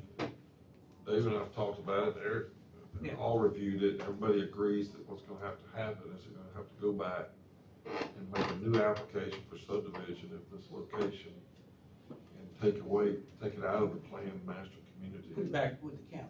Go back with like a normal subdivision. Because really, essentially, all that development agreement did is take the county out of the situation. It's like traditions, it's done like, it was done like traditions is done, where they control basically, now they don't, but I mean, they did at the time. Right. County took over the roads and stuff eventually, but, so that's gonna have to be cleaned up. And all this is just, as Tim said, and the reason why we're doing this is because it's in that development agreement that we have to ask the county for a estoppel certificate to say we're not in default. And the national builder who's buying the platted first phase, start construction of homes, their title company's requiring that. That's the only reason. I understand what we're here for that, but as far as this water line deal, in the end, I mean, in my opinion, we shouldn't be in business of bearing water. That's not, and maintaining and tapping and like, that's not. Mr. Cravens, when this was done in '07, I think. Yeah, it was, 07. There was a River Hills water and sewer plant put out there specifically for River Hills. Right. It came down as part Matter of. of fact, it was moved from the northern part of the county to that particular area because of that proposed master So plan. This came down from the governor, or from the Right. state to the county. Right.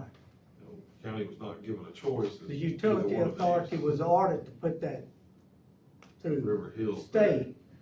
We were basically said, you'll do it, you won't get the money, so you had to go, we had to put it there. Okay? Yes. So Now, if it you kinda- ask it them, kinda they got- tell that's you my they didn't understanding. I tell wasn't us here to do then. it. Yeah, this was 17 years ago after Yeah. the tree Got was the That was mandate. in, what year was that? '07. 07. Okay, we're in 2023, so. And they're gonna have. Let me ask you, Tim, that's another issue. I thought the condition was that once we approved that master plan, and I think we amended it again, but they There's two they had to amendments. do it within a certain number of years. Yeah, Have that they, was the two have they amendments. met that obligation? I don't think so. Then why can we say? Because you haven't declared them in default. That's all they're asking you to say. Yeah, I understand, I know But what you're they're not asking. declaring them in I default. understand that, but I don't want If to. this water line issue is gonna be coming, it needs to be fixed now. I mean, if the I wanna- property was given to or sold to a different person, why? Because they're gonna come back and do a new well, Right. they're gonna come back. Right, on a you're new just gonna subdivision. change it. They're gonna come back and ask y'all to do away with the master plan community and do it as Did one subdivision. did the last amendment, account for failure to meet the certain number of years? The amendments have been innocuous amendments or Yeah, whatever. it It wasn't just- anything. It was adding, significant. I thought the amendments were to add, for example, when we first approved the master plan, that agreement was to start that process within a certain number of years. I think it was 8 or 10, I don't remember, but there was a certain number of years that they were supposed to start the process, to actually start building, I assume, houses or putting in infrastructure. They didn't do that. Right. I thought we amended it to, and the new amendment took them up to 21, 2021.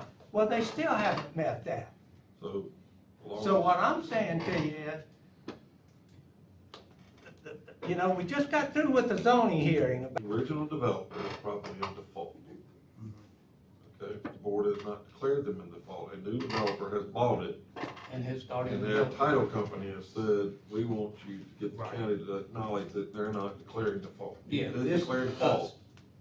which would probably shut the project down for a while until they got a new subdivision filed. They want to, correct me if I'm wrong, they want to be able to deal with the subdivision that's platted. Right. All they want to do is make it a regular platted subdivision and not a Town community hall, yeah. community like traditional. Yeah, all we're dealing with now is what's I already got been you. approved. I understand that. I just want to clear that, And we hope to clear up all your concerns Clear up all about those that, concerns. when they come back with. As long as we have an opportunity to clear that up. Absolutely. we just don't want to we want to make sure we're not making any commitments, as Supervisor Quaver said, No. running water pipe in there Yeah. and everything else that would cost the county money. That is just absolutely. Which is one of the reasons why we want to address that development agreement that was signed with the original developer to eliminate that thing that put the obligation on the county. We don't want the obligation on the county.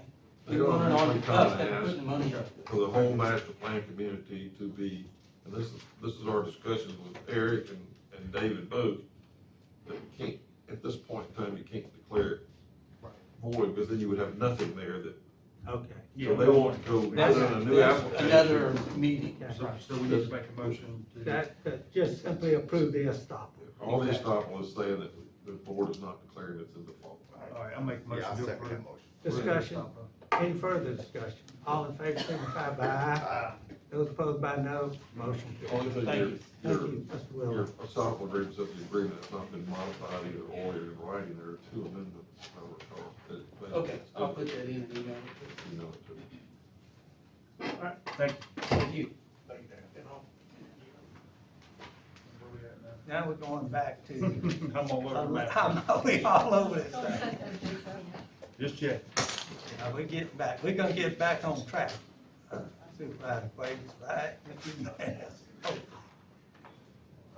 Number 12, I know, I know where we are, I'm just trying to find it.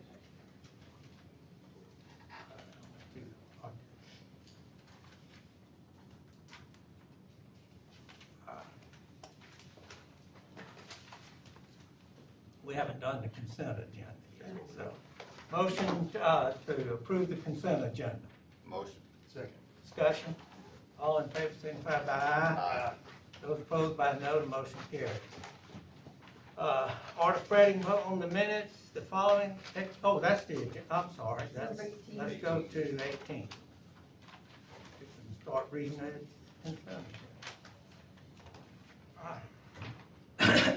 Excuse me, order acknowledging receipt of and spreading and approving petitions for decreases to the 2023 real property roll as recommended by the tax assessor. Motion. Second. Discussion, all in favor, signify by aye. Aye. Those opposed by no, the motion carries. Order approving travel and hotel fees for Paula Ladner and Penny Stratton to attend the 2024 Mississippi Assessors and Collectors Association Fall Conference, October 27th through 31st, 2024, Tupelo, Mississippi, including check-in date at an estimated cost of $852 within budget payable from line item 001-103-475. Motion. Second. Discussion, all in favor, signify by aye. Aye. Those opposed by no, motion carries. Order approving travel, hotel, registration fees for David Bossart, Savannah Breland, and Brandon Ingram to attend the 2024 IAAO Course 400, November 17th through 22nd, 2024 in Starkville, Mississippi, including check-in date at an estimated cost of $3,885. That's within the budget. Budget item 001-103-475. Motion. Second. Discussion, all in favor, signify by aye. Aye. Those opposed by no, the motion carries. Order approving travel expenses, hotel costs, and registration fees for tax collector Sharon Barnett, assistant tax collector Krista Mason, and supervisor Anita Jackson to attend the 2024 Mississippi Assessors and Collectors Association Fall Conference in Tupelo, Mississippi, October 28th through 30th, 2024. Mode of travel by county vehicle payable from 001-104-475, estimated cost at $746, and that's in budget. Second.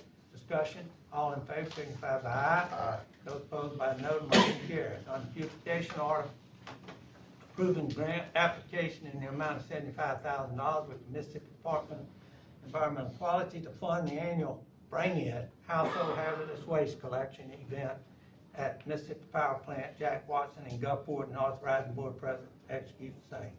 Motion. Second. Discussion. All in favor, signify by aye. Those opposed by no, the motion carries. Order authorizing board president to sign Harrison County's grant extension request until December 2025 for grant SWC-463 project period ending on December 31st, 2024 for the annual Bring It event being held November the 9th, 2024. Motion. Second. Discussion, all in favor, signify by aye. Aye. Those opposed by no, the motion carries. Order spreading among the minutes, 2025 court terms of the Second Circuit Court District of the State of Mississippi, Harrison, Hancock, and Stone County.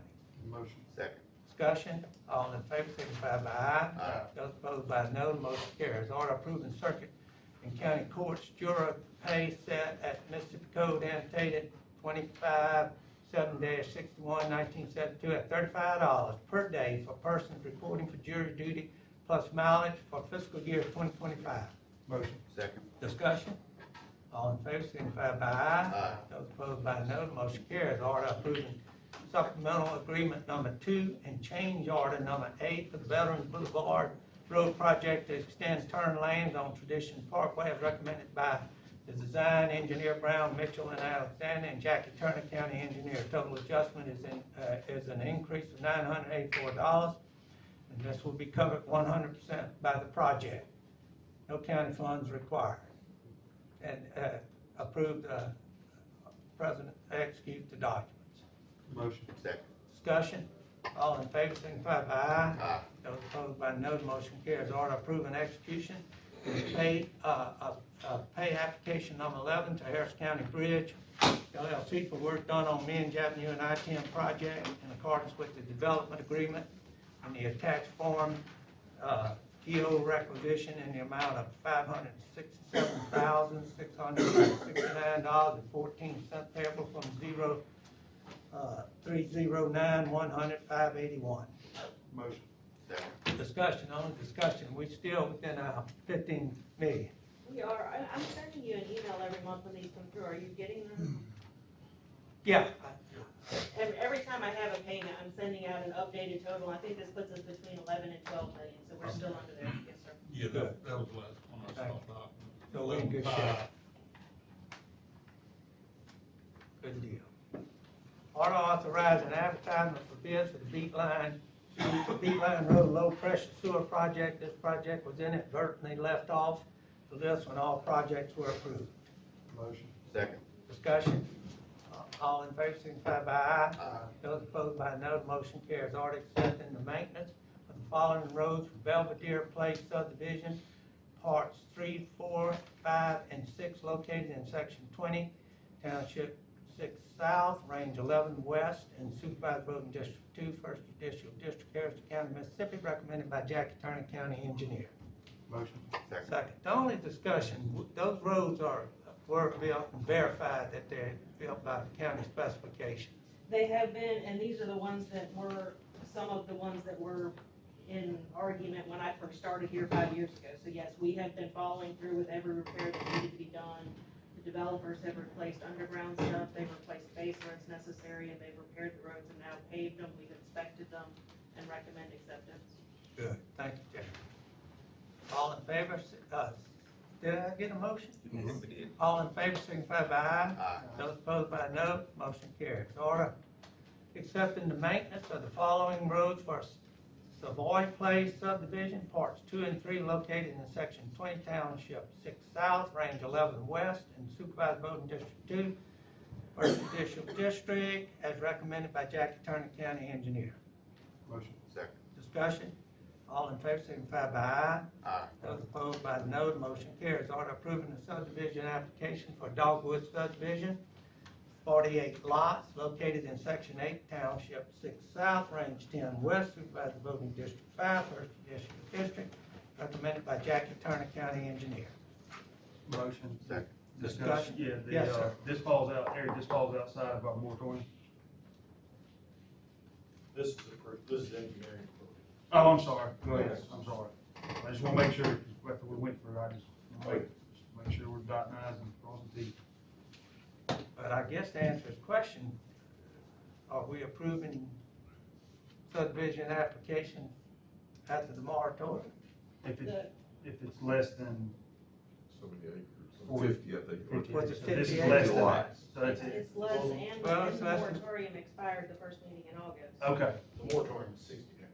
oh, okay, I thought Yeah, it the was, moratorium expired the first Okay. meeting in August, so this is outside of that, plus this is smaller in land. This is just essentially, the greens and parts of the. Oh, of the golf course moratorium market. expired and, Yeah.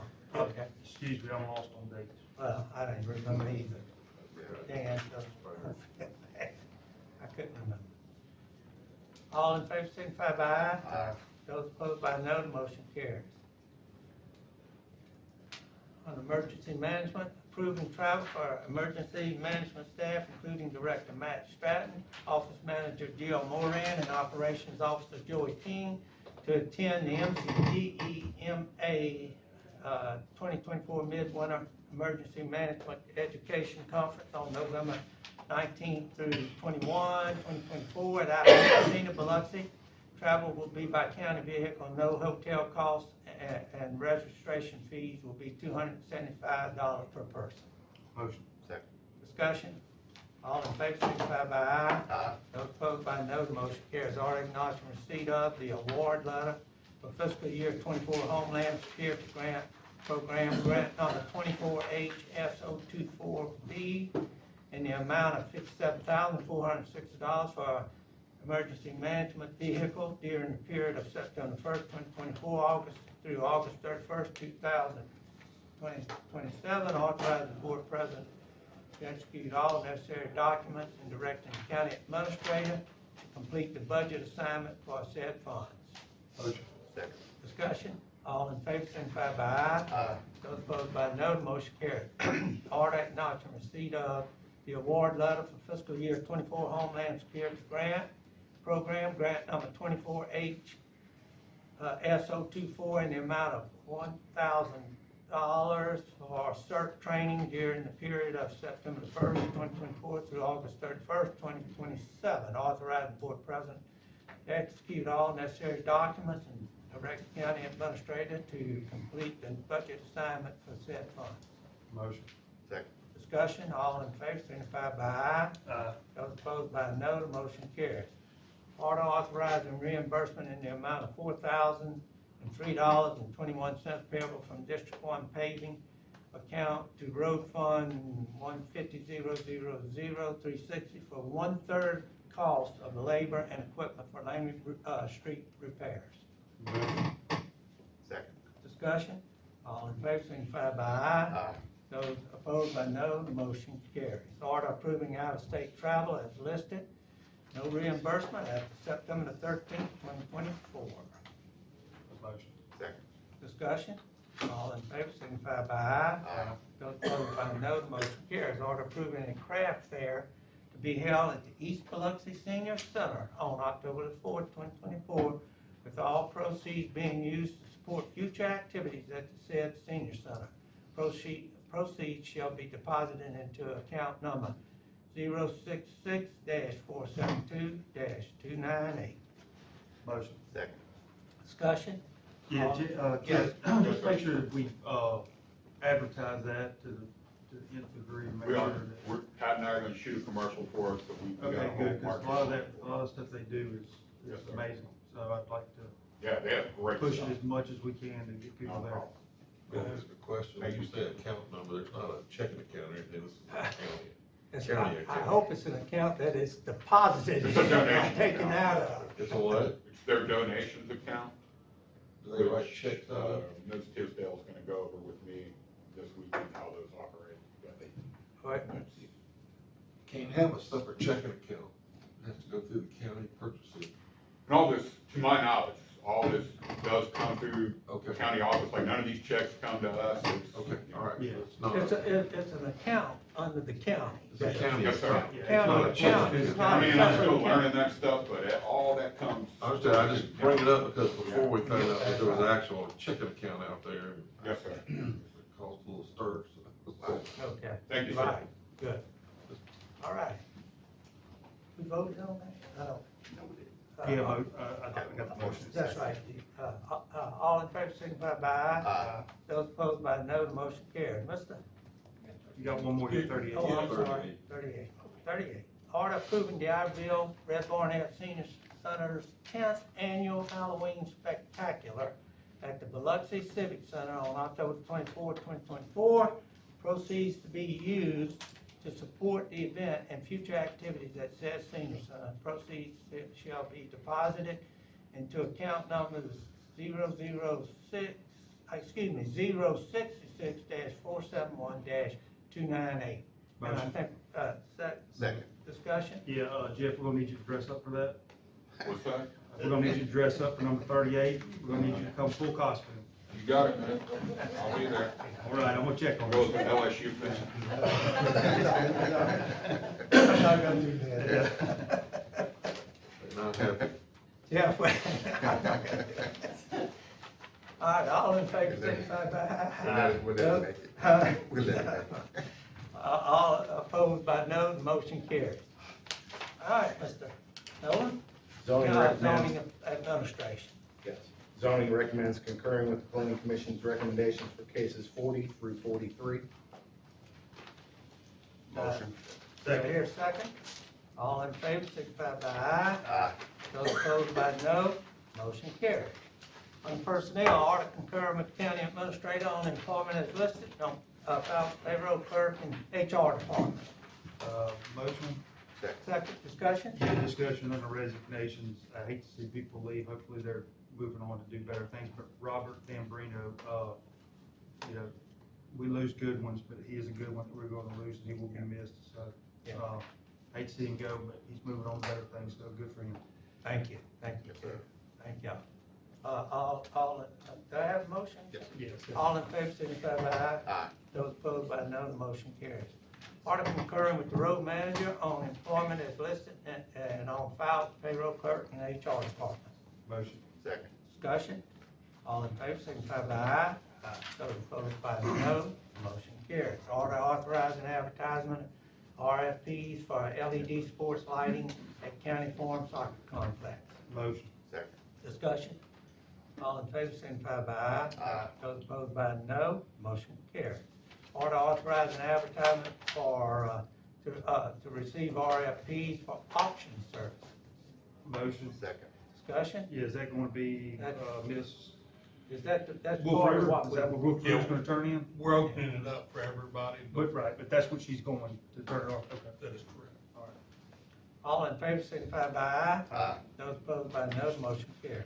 Order accepting the proposal of McCrary, Vazelka, Bragg, and Allen PC to perform collections of outstanding fines owed to the Harrison County Justice Court to be paid at the rate of 20% of fines collected from Mississippi residents and 30% for fines collected from non-Mississippi residents for a term of 2 years, with either party having the option to cancel upon 90-day written notice.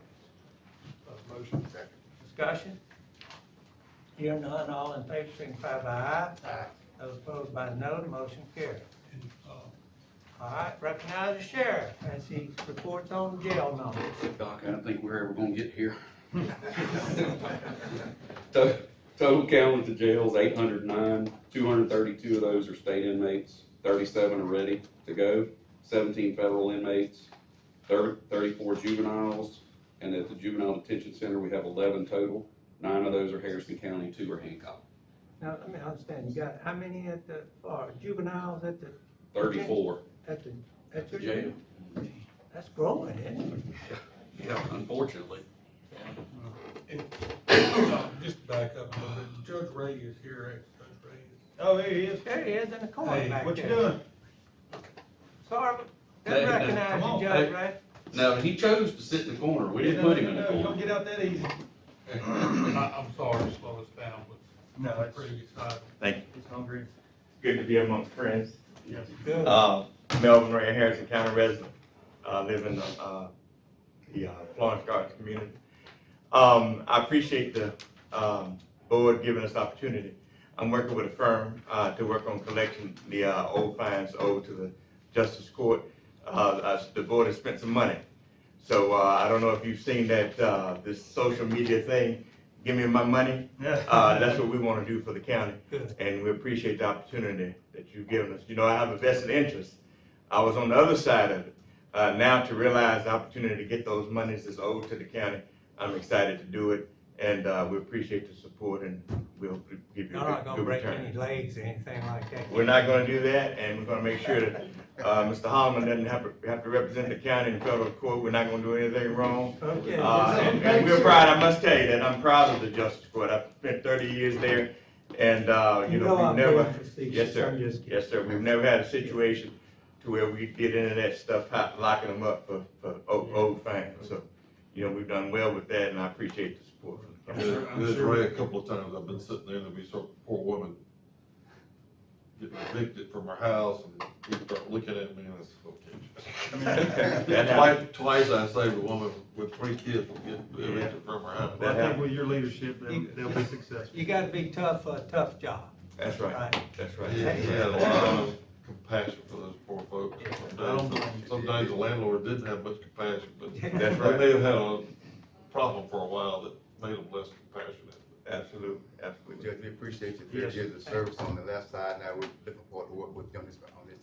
Yes, sir. Appreciate you. All right, Thank you. Judge. Thank you, Judge. Thank you. Thank you. I couldn't get in there fast enough a while ago. I appreciate you. One poor lady. When we get on downhill with this agenda, you better be quick to get in.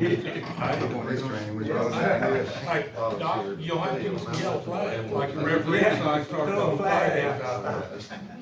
out. All right. Number 50, order acknowledging the Mississippi Leadership Council on Aging grant application for the Sheriff's Office Triad Program and authorizing the board president to execute all documents. Motion. Second. Discussion. All in favor, signify by aye. Aye. Those opposed by no, the motion carries. Order authorizing the board president to execute closeout documents for the occupant protection grant number OP-2024-OP-12-41. Motion.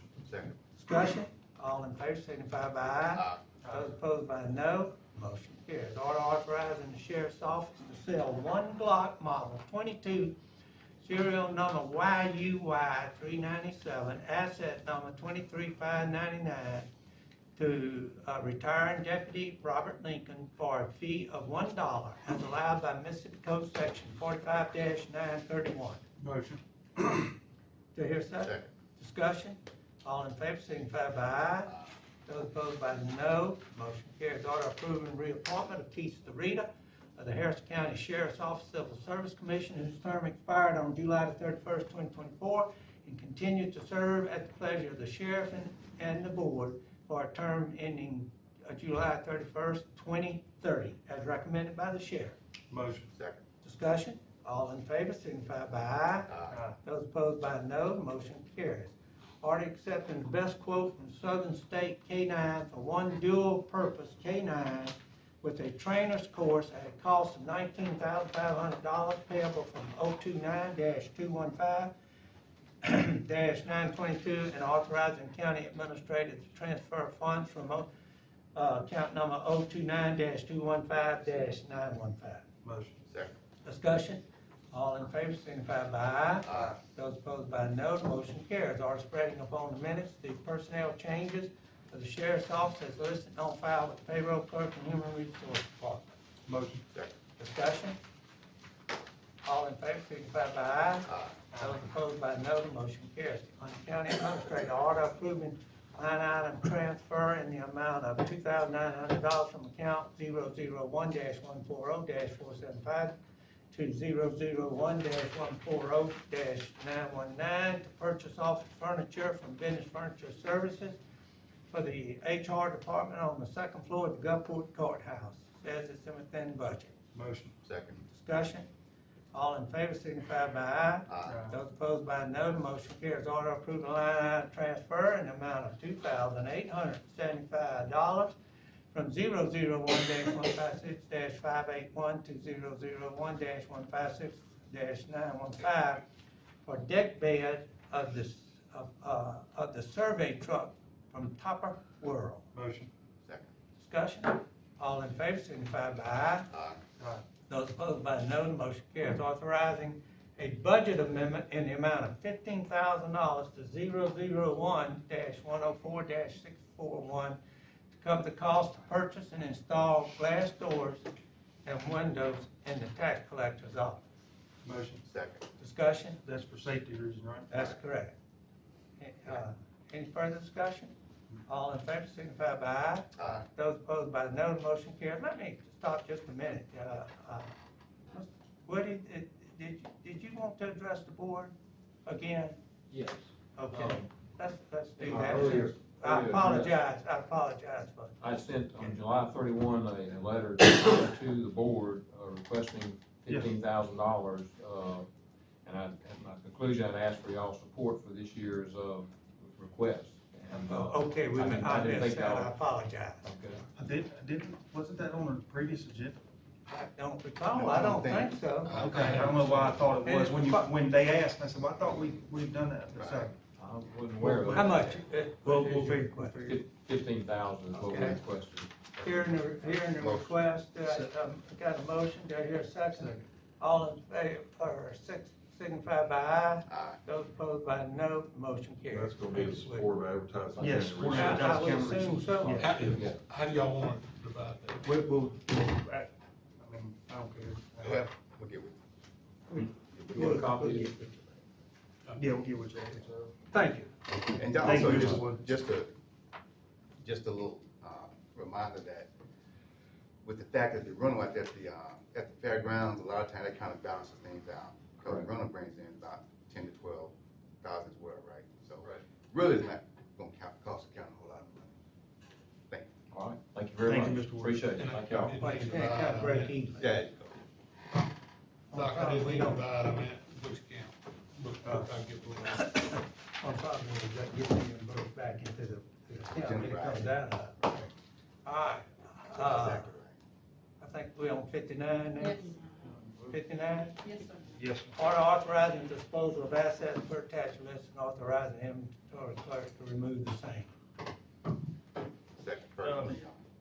Motion. Second. Discussion, all in favor signify by aye. Those opposed by no, the motion carries. Order approving VPN access for Dustin Usleton, I'm sorry if I'm messing that, I guess that's you. Assistant District Attorney on personal cell phone. Motion. Second. Discussion, all in favor signify by aye. Those opposed by no, the motion carries. Order adjudicating travel and authorizing reimbursement, for the following, as listed. Motion. Second. Discussion, all in favor signify by aye. Those opposed by no, the motion carries. Order approving travel as listed. Motion. Second. Discussion, all in favor signify by aye. Those opposed by no, the motion carries. Order amending order approving travel file ID -24 3953, August 12, 2024, and adding one day for check-in for the following. As listed, I guess there. Second. Discussion, all in favor signify by aye. Those opposed by no, the motion carries. Order authorizing the replenishment of petty cash for the county administrator's office in the amount of $80.11 to bring the balance back to $100. Motion. Second. Discussion, all in favor signify by aye. Those opposed by no, the motion carries. Order the Harrison County Board of Supervisors, Harrison County, Mississippi, authorizing the preparation and submittal of an application for the Weyerhaeuser Giving Fund grant for Harrison County Fire Services equipment and authorizing the board president to execute necessary documents. Motion. Second. Discussion, all in favor, order approving the payment of claims is listed. Motion. Second. Discussion, all in favor, signify by aye. Those opposed by no, the motion carries. Order authorizing the issuance of duplicate warrants as listed. Motion. Second discussion, on discussion, why same company basically having a lot of trouble with it? Angela, do you know what? It's the mailing address. And our mail is still going to Baton Rouge, back to Gulfport. And that's what's causing the problem. Okay, all in favor signify by aye. Those opposed by no, motion carries. On the board agenda, proclaim, well, we already did that. No. Order proclaiming the month of September as National Senior Son Month. Motion. Second. Discussion, on the discussion, I appreciate it. You're welcome. All in favor Glad we signify. can help you. Glad to help you out, man. All in favor signify by aye. Those opposed by no, motion carries. 71, order approving Nativity Catholic Schools temporary use of county equipment, which is grill fryer, needed to assist in hosting its 66th annual Halloween carnival on October the 19th, 2024. Before you vote on it, this needs to have added to it that it's necessary to advertise resources of the county. For the purpose of advertising resources for the county. Okay. Motion. Second. Discussion, all in favor signify by aye. Aye. Those opposed by no. I'm sorry? Just go back up. Okay. All in favor signify by aye. Aye. Those opposed by no. Motion carries. Number 70, order approving trunk or treat at the Harrison County Fairgrounds, Tuesday, October the 30th, 2024. Motion. Second. Discussion, all in favor signify by aye. Those opposed by no, the motion carries. Order supporting an application by Oak Square Liquor and Wines LLC, 8288 Fire Tower Road, Unit G, Pasco-Chan, Mississippi 39571, to the Mississippi Department of Revenue, seeking a qualified resort area designation. Second. Discussion? We have to do that, don't we? Well, so far we got My a question liquor is store already- and a marijuana distribution plant there. All in favor signify by aye. Those opposed by no, motion carries. Order authorizing and approving the repair and resurfacing of Monte Vista Drive within the city of Biloxi as per terms of the interlocal governmental cooperation agreement between the city of Biloxi and Harrison County. Motion. Discussion? All in favor signify by aye. Aye. Those opposed by no, motion carries. Order authorizing board president, well, we've done that one. Let's go to 75, order authorizing and approving the installation of an artificial all-weather turf system within the city of DeIverville's town green facility, pursuant to terms of the interlocal governmental cooperation agreement between the city and Harrison County, payable from the 302 bond fund. Motion. Second. Discussion? All in favor signify by aye. Aye. Those opposed by no, motion carried. Order approving the waiver of rental fees required for Gulf Coast Outreach and Leadership to host its monthly meeting from September 2024 through January 25, 2025 at the Isaiah Fredericks Community Center. Motion. Second. Discussion? All in favor signify by aye. Aye. Those opposed by no, motion carries. Order authorizing and approving the use of the DeIverville Civic Center by the city of DeIverville for cruising the coast October 17th, 14th, 2024, pursuant to terms of the interlocal governmental cooperation agreement between the city and the county. Motion. Second. Discussion? All in favor signify by aye. Aye. Those opposed by no, motion carries. Order approving the temporary use of county equipment by the Mississippi Gulf Coast Chamber of Commerce needed to assist in hosting the 2024 Biloxi Seafood Festival on September 14, 2024. Motion. Discussion? Tim, that's all right. That's no problem there. I'm pretty sure you can contribute to the Chambers of Commerce, so I'll check it before we. Yeah, they do it every year. I can, I think they're one of the ones you can actually. But it's under advertising county resources. This would have to be under advertising county resources. There's nothing from them that says anything about advertising county resources, but that's okay, if it's advertising county resources, I think it's fine. I'm pretty sure you can give the Chambers of Commerce, but we'll look at that. Okay, if it is advertising county resources, is there any fee to enter that? Is there any what? Fee I to believe enter I that believe seafood there is. festival? I believe If there it's a fee for it, I won't vote for it. I believe there was. I looked on the website to make sure the logo was there. So you think there is a fee, people do pay a fee to go into the thing? Sir, I may be mistaken though, but I think there was like $5 at the gate, but I may be wrong. No, somebody's, I may be wrong. someone knows. Does anybody have any idea? I think Tim's working that up. You Googling? Actually, I was looking to see if it's Seafood highlighters, donation. Seafood festival. Yeah, seafood festival. And I would think. Want to Troy table it until looking it Monday, I up. want to make sure, Sure. we can table it. Make I a don't- motion to table it. it's not till September 4th. Yeah, it's not till Fees, September. admission is $5, admission, 10 and younger free. All right, so that answers that question. Y'all wanna go ahead and do it? I can't support it though. Understand. All in, did I read? I read that. All in favor, signify by aye. Aye. Those opposed by no, the motion carries. The justification is that we're using county taxpayers' equipment and we're charging people to get in. That's why I vote.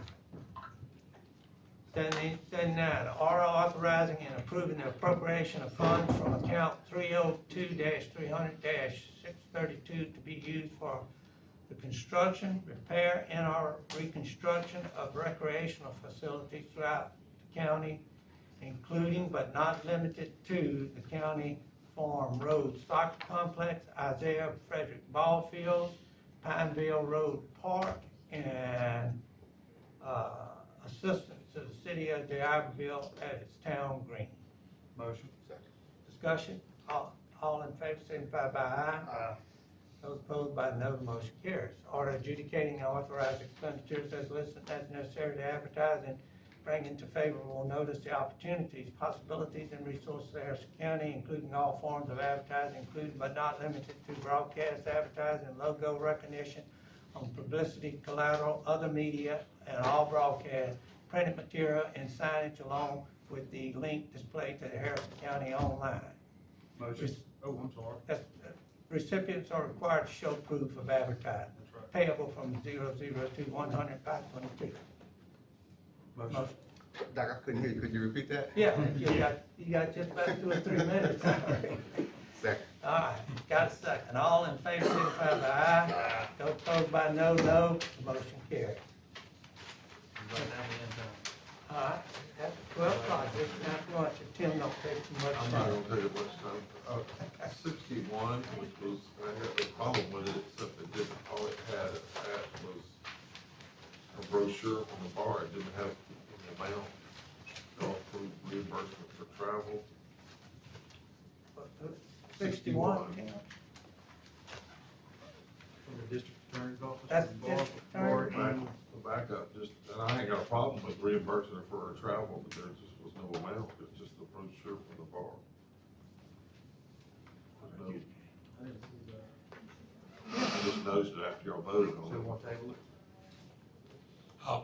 Do we need I a would think you would need the amounts before you approve And it. we could just make a motion to table it for Monday. Okay. Got a- Motion to reconsider item 61. Motion. Second. Discussion. All in favor, signify by aye. Those opposed by no, the motion carries. Now, you want to take? Make a motion to table it for Second. further documentation. I got no problem with it. I was just curious. Just and I need, opened it well, to we see do what need it was. the Yeah, we amount. need that. What would, yeah, It needs to be, definitely it need needs the to be amount. 100% accurate. All in favor, signify by aye. Those opposed by no, motion carries. Tim, anything else? Little case we tried last week, a lawyer appealed it to the circuit court. I'm shocked, but. That's the one where, Yeah, the, cost of the medical, yeah, all I got was medical. huh? So anyway, I was surprised, but I don't think it's gonna prevail, so. Good. Ms. Angela? Nothing? Supervisor Wade? No, sir. You all right? Supervisor Jones? I'm good. I'm good. What about it? Let's see. I'm good. Chair, yes, sir. Well, take that, I will, get Ms. Stanton with the chair will entertain a motion to recess till Friday, September the 6th, 2024 at 9:30 a.m. and that's here at the Gulfport Courthouse. Motion. Second. Discussion? All in favor, signify by aye. Those opposed by no, motion carries. Thank y'all. Also, if y'all wanna do that, I think you have authority to donate to the Chamber of Commerce. I think. Tim, you and Jack, we do have authority, Tim.